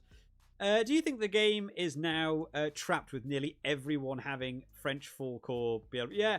You know what? Yeah, it is a problem where you have weird outliers and you sort of get stuck in needing to do it. That is one thing that the World Cup does offer you with the fantasy, is that you can really expand quite wide on where you go.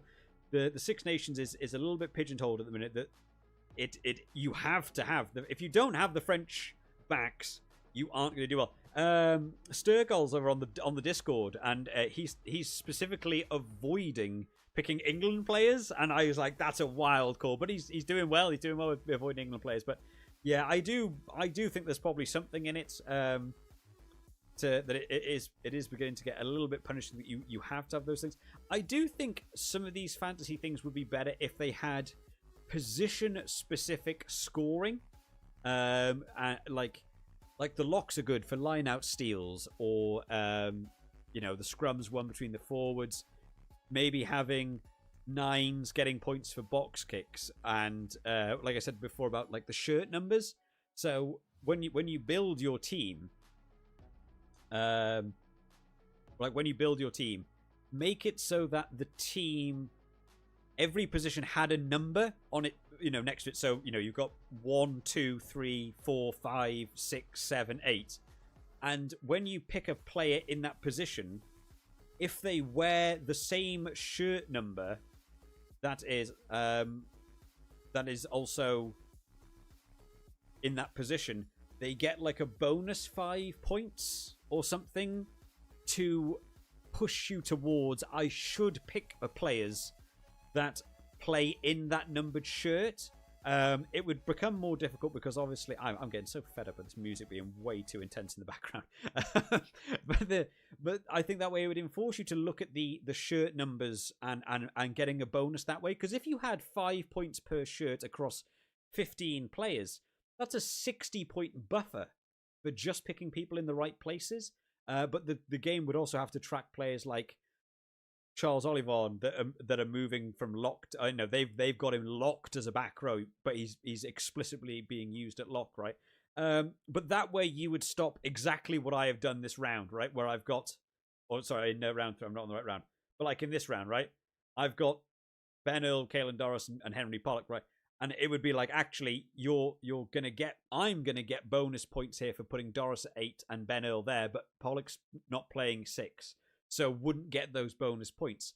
And it would push you more towards, I need to build my team around where they're playing. Gregor Brown and Tyburn are not playing there this week, so I would lose another 10 points there. Whereas maybe it'd be better to actually say, you know what, it's not worth having Tyburn. Ollie Chesham's playing 5 or whatever, and you get that extra 5 points.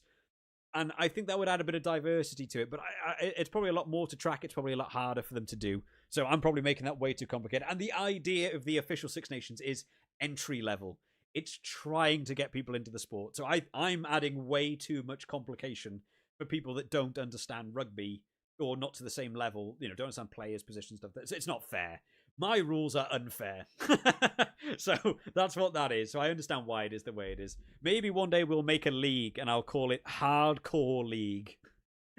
And you have to pick people in those positions. And you have to have 3 players from every team. You're not allowed to just have all your French players. Maybe we'll do Hardcore League for people that really fancy it, and we'll do that as like a big prize or something. I don't know. I think they've been elite for a good bit at so Argentina. Yeah, it could well be. Could be. I don't know. Do you see an upset this weekend in the Six Nations? Not particularly. I guess whoever you have to believe who thinks going to be between England and Ireland, I think that might be a relatively close game. I think that's a sub 10 pointer.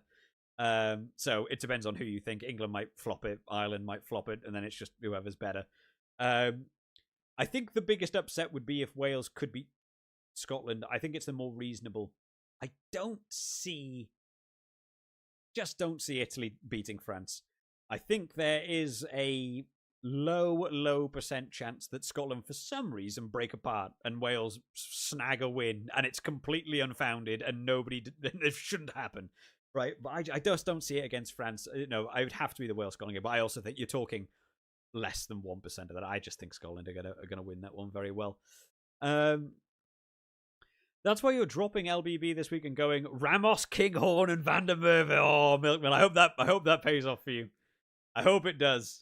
That's not a bad choice, honestly. I think Kinghorn's a sleeper pick. I think Kinghorn will score well. Even if he doesn't score a try, I think Meter's made. I think it'll be good for him and running. Rodrigo Esco moved over there for the Pumas. Not fly half. No, yeah, Rodrigo Esco moved. I think quite a few of them do. Briscantelli's only got like 2 caps for Argentina because he got injured. But I'm sure I remember hearing that he was an ex-Sevens player and then came in, and then because he overtook Carreras at a point where Carreras was crushing fly half, and I was like, I cannot believe somebody's starting ahead of him. But if I forgot to switch my second rows or centers, it would become infuriating. Yes, that's the as Archie said. It's too hardcore. So that's what I mean. I feel like I would have to have a league that was like hardcore. You are a fantasy player. If you care less about the rugby, you care more about the fantasy. It would have to be a thing where people are so into the fantasy, you're really paying attention to it. Which isn't the average fan. It isn't the average person in my league. It isn't the average person playing fantasy. It isn't fair. But I just think as a way to divvy it up, because it is just pick the French backs and get right there. Roy's asking who's on the wings. I've gone for BLBRA and Van der Merwe. I don't think there's anything wrong with going for Kinghorn in there. I don't think there's anything wrong. Maybe even James Lowe actually could go in there. Atisogbe, I think, could be another one to go in there. Kyle Steyn, maybe not Kyle Steyn. I don't know. Kyle Steyn is getting man of the match and he's doing all the stuff he needs to well. I feel like I never believe Kyle Steyn's going to score a try. I just don't think he's being utilised for that at all. I think Darcy Graham is more likely to score a try in that game against Wales than Kyle Steyn. I don't know why I think that. That's just where I'm at. Kinghorn at 800 meters last Six Nations. Yeah, he just runs. He doesn't do that fullback thing where he's shall I exit clearance? He just catches it and runs and then doesn't pass and just runs again. So yeah, I don't think Kinghorn's a bad pick at all. It might be one for the Superbru I look at. Depending on how many people I've already got to get rid of for my I think my team is kind of doomed this round. I think next round will be okay. I think I'm okay for round 4, but round 3 is looking rubbish because I've got so many people injured and not playing. Sirius is going. You've named my team to tell about there, or is that also your team? Oh no, sorry. Yeah, Lowe's. You're going James Lowe. Yeah, James. He's not in my team. If there's ever a week to pick James Lowe, it's a week where he's not in my team. If I pick James Lowe, I'm picking James Lowe for the Wales game. and he's not going to score anything. And I'm gonna tank them.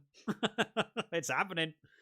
Preview of what's happening on in that Ireland Wales game. He won't run a meter. He'll catch that ball and kick it every chance he gets. That's what's happening because I'll pick him in the fantasy team. James Lowe does look at my fantasy team. I'm convinced by it. Ever thought about making tutorials on how to play Rugby 25 for people new to the sport?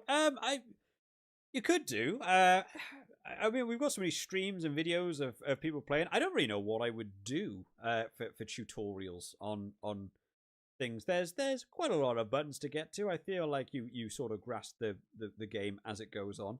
I did when the what's the name of the Wales. What are they called? That's really mean. I forgot what they said now. They Esports Wales. I just had Sports Wales. That's right. Esports Wales. When Esports Wales announced they were partnering up with the WRU, I did reach out to them and said, because they're doing it was like a schools league, and I said, do you want me to come in and do? Because they do coaching. It's esports, right? And I said I'll come in and do coaching and do stuff like that, and nothing ever came of it at all, which was a shame. I would have loved to have gone in and done that and helped out because I'm not viable to play in it. But I'd have gone over done coaching people that are picking up the game for the first time. I'm just not sure what tutorials wise is tricky to know what to do in Rugby 25 because every update the game changes in a completely different way. Scrums still don't work. I don't know what you can sort of get into. They do have tutorials in the game, but they half and half don't work. If I was doing tutorials, it'd probably be on a game that's got slightly more complex mechanics. Rugby 11 I think was really fun, or even Rugby 22 had quite a lot of interesting things of what set plays to choose, what don't work, what does work, stuff like that. I think that's fun. Fantasy football is huge in the US, which is why I like fantasy rugby a lot. Yeah, a lot of people in my workplace do what you call soccer, but football over here in the UK. I don't know anything about actual football, so I don't get involved with it at all. I do have a couple of people though that then do like rugby fantasy leagues in their own workplaces, and they message me like, who am I picking? Because they don't know anything about rugby. They just want to win the sort of league, and I'm like, pick this guy. And like, is he good? Like, yeah, maybe. Duhan van der Merwe on or Kinghorn on the wing for perhaps free or low. Yeah, like for Freeman or low. Yeah. I'm back in Scotland and France this week. Low was just so not low. Freeman was just so disappointing last week. He just didn't get the ball. He's starting on the wing this week. It's a better move. I prefer Freeman on the wing, to be honest. But England don't seem to like using the wings, which is weird. Like they don't get the ball to them enough. Like I know Arundel got his hat trick, but it was because Wales are 2 men down, so nobody's defending it. So you just keep doing crossfield kicks out to that wing, and he scored. They really don't seem to like going to the wing. They really just hold onto the ball in that midfield, or give the ball back and try and win the penalties. I really wish they would use them. They've got good wingers. Let them run.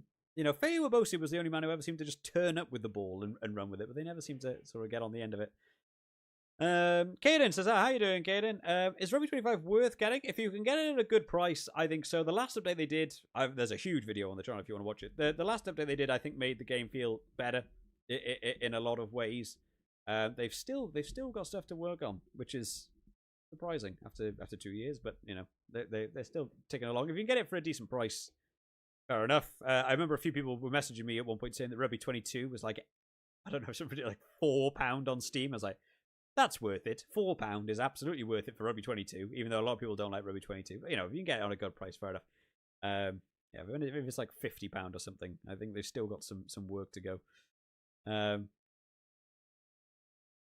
Your first live stream, says Hendrik. Hendrik Wessels. That's a name that I'm too familiar with from Rugby. I'm glad you managed to catch the stream. We are going to end it. I said I was going to end at 6. We've gone on till almost 7. I've enjoyed the chat. I've enjoyed getting involved with it. This is so much fun, and I really enjoyed doing this. This has restored a lot of my joy of doing the YouTube thing, these live streams, and talking about the fantasy and interacting with chat rather than doing the videos. The video amount has gone down on the channel dramatically.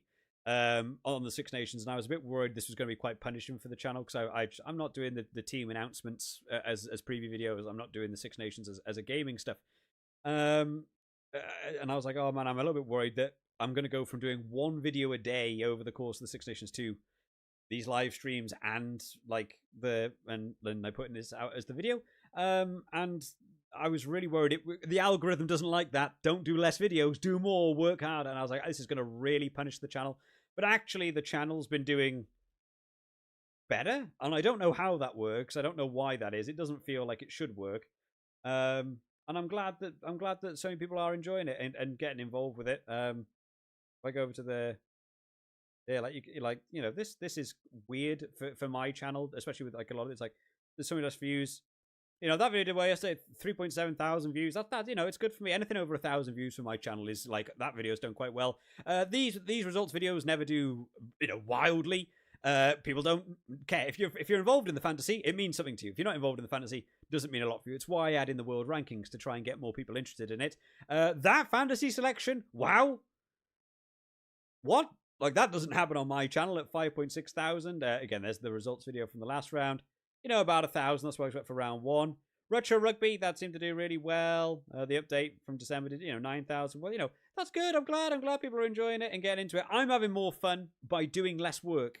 Amazing. But, not pushing as hard to get content out and killing all my free time just to have a video get 200 views on a preview video. It was really, really dragging me down. For anyone who's been around the channel, that I've done videos with Bears Gamer, and Bears Gamer is just gone now. I think he just had enough of dealing with a lot of the YouTube stuff, and I understand it. I understand it wholeheartedly. It's so hard to get across in stream stuff why YouTube is hard. It shouldn't be hard. You're making videos, you're having fun. It's a hobby. It's spare time, having a laugh.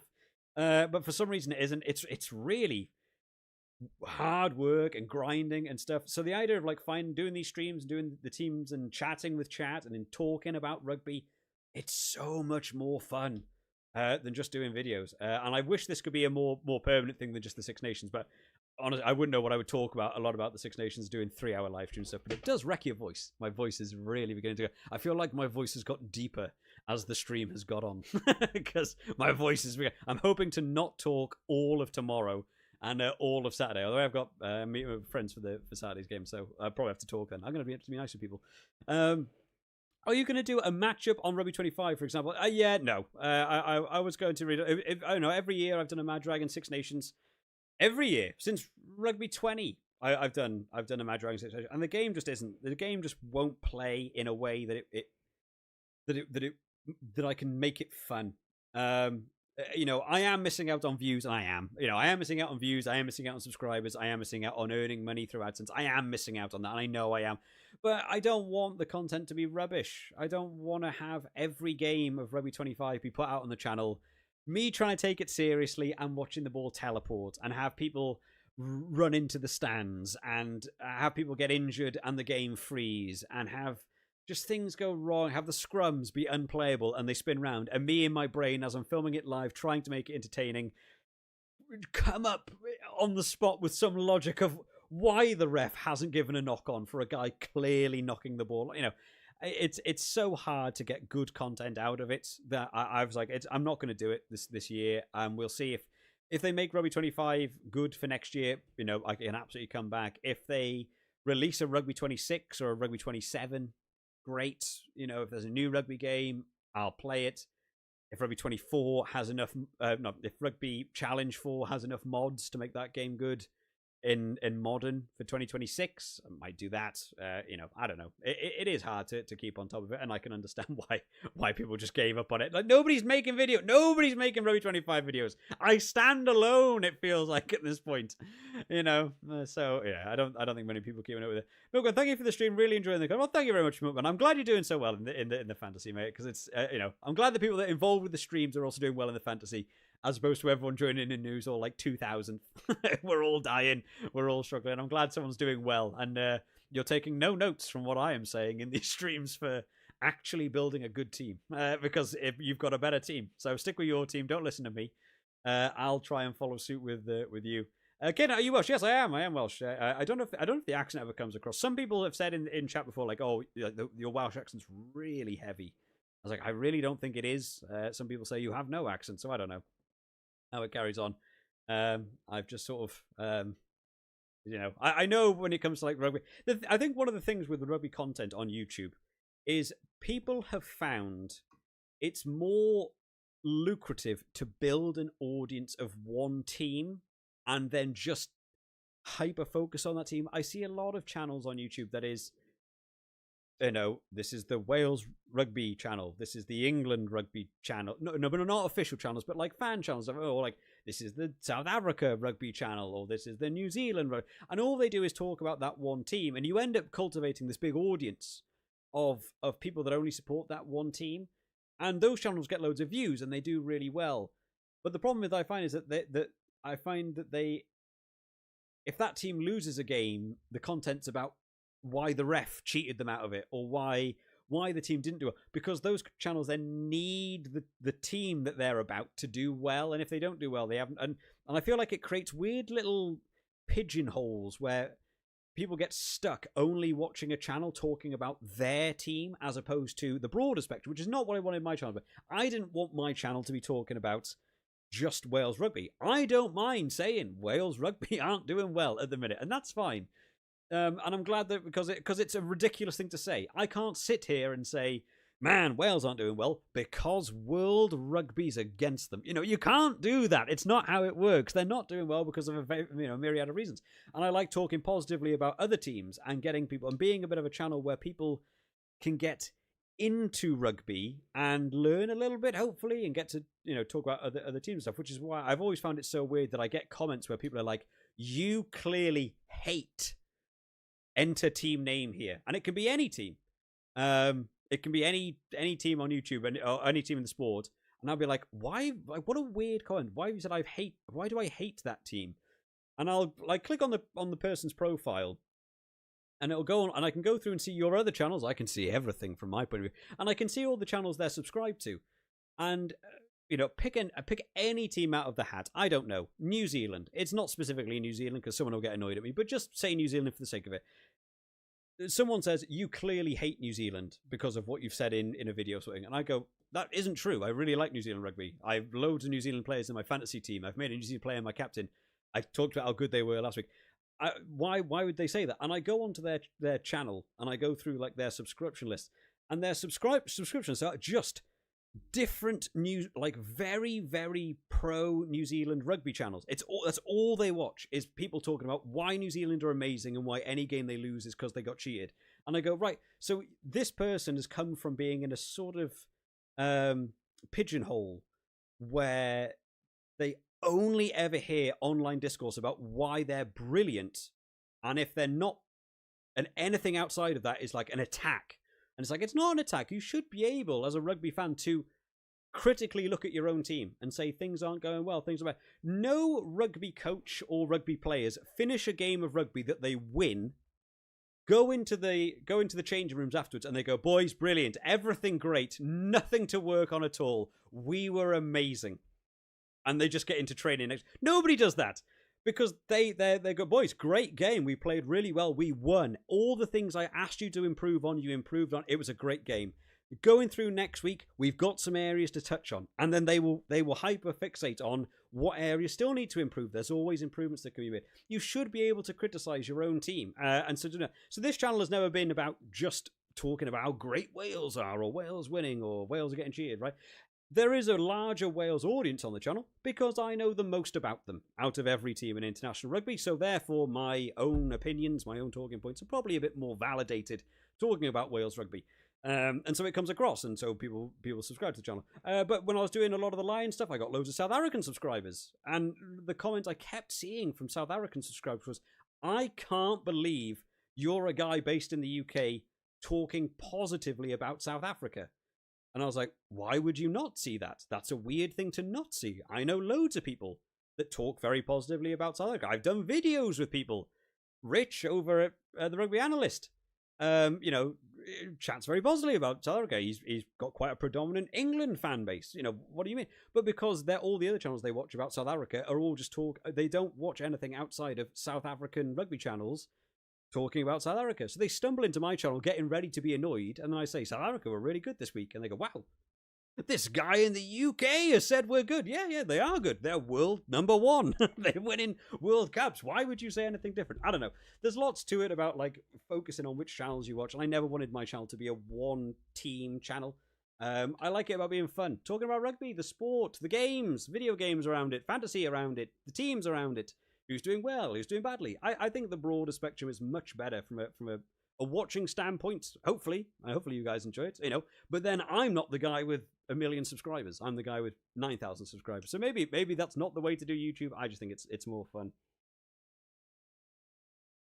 Grovel saying thank you for the stream. Well, thank you for coming out with Grovel. Thank you for. I'm glad we were able to chat a little bit about the fantasy with each other as well. It's fun to engage with some of that as well. Let me try this on. I am going to go, guys, because my voice is killing me. We'll read the last goals. Super saying you've been so risky with fantasy captaining Arundel in the first round and Atasogbe in round 2, and you're going to captain Kinghorn for round 3. Love it. That's the way to do it. Yeah, Arundel paid off for me with the hat trick. Last week was Ramos. Oh, sorry, no, Superbru. I did Ramos both weeks. I did Faye Waboso as my round 1 in the Superbru, and then he got subbed off because of his injury, and I got Arundel as my vice captain. I got very lucky with that one. Oh yeah, if you had Atasogbe, you certainly did well last week. Ryder said, talk about Wales Razor for coach. Get in. I'm up for some Razor. Get some attacking game in. Scoring points. One of those things in rugby you should do. I like the attack plan that he brought. When I used to watch Super Rugby before they attacked the channel, I watched Crusaders hammer everyone, and then he went over and he was doing New Zealand, and I was like, man, I think New Zealand are going to be a force to be reckoned with. So get him over in Wales. Let's get some attack. Let's get some points on the board. Right, guys, I'm going to end it there because I'm knackered. I was going to end an hour ago and I've kept talking, so that's how it is. But thank you to everyone who has tuned in for the stream today. Thank you to everyone just for getting engaged, talking a bit about rugby, all that fun stuff. Thank you to everyone for the help with the picks, the polls, all that good stuff, guys. I'll condense this stream down. It'll be a video going out tomorrow, so you can see a bit more of a condensed if you've joined in the stream at random places and what have you. Best of luck to everyone in round 3. Milkman especially, keep my eye on you to to absolutely smash it again. And hopefully picking too many of the same picks similar to me won't be a massive blow to you as it gets round to round 3. I'll see you all next time, guys. Bye-bye.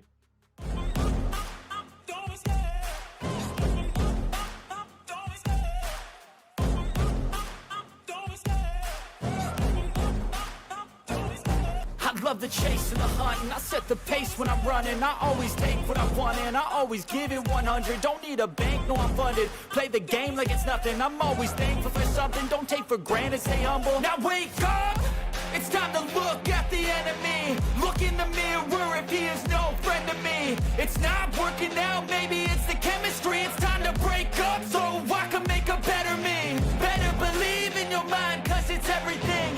You can mold, shape, find almost anything. All it takes is some time and some clarity to find your identity. It's mind over everything.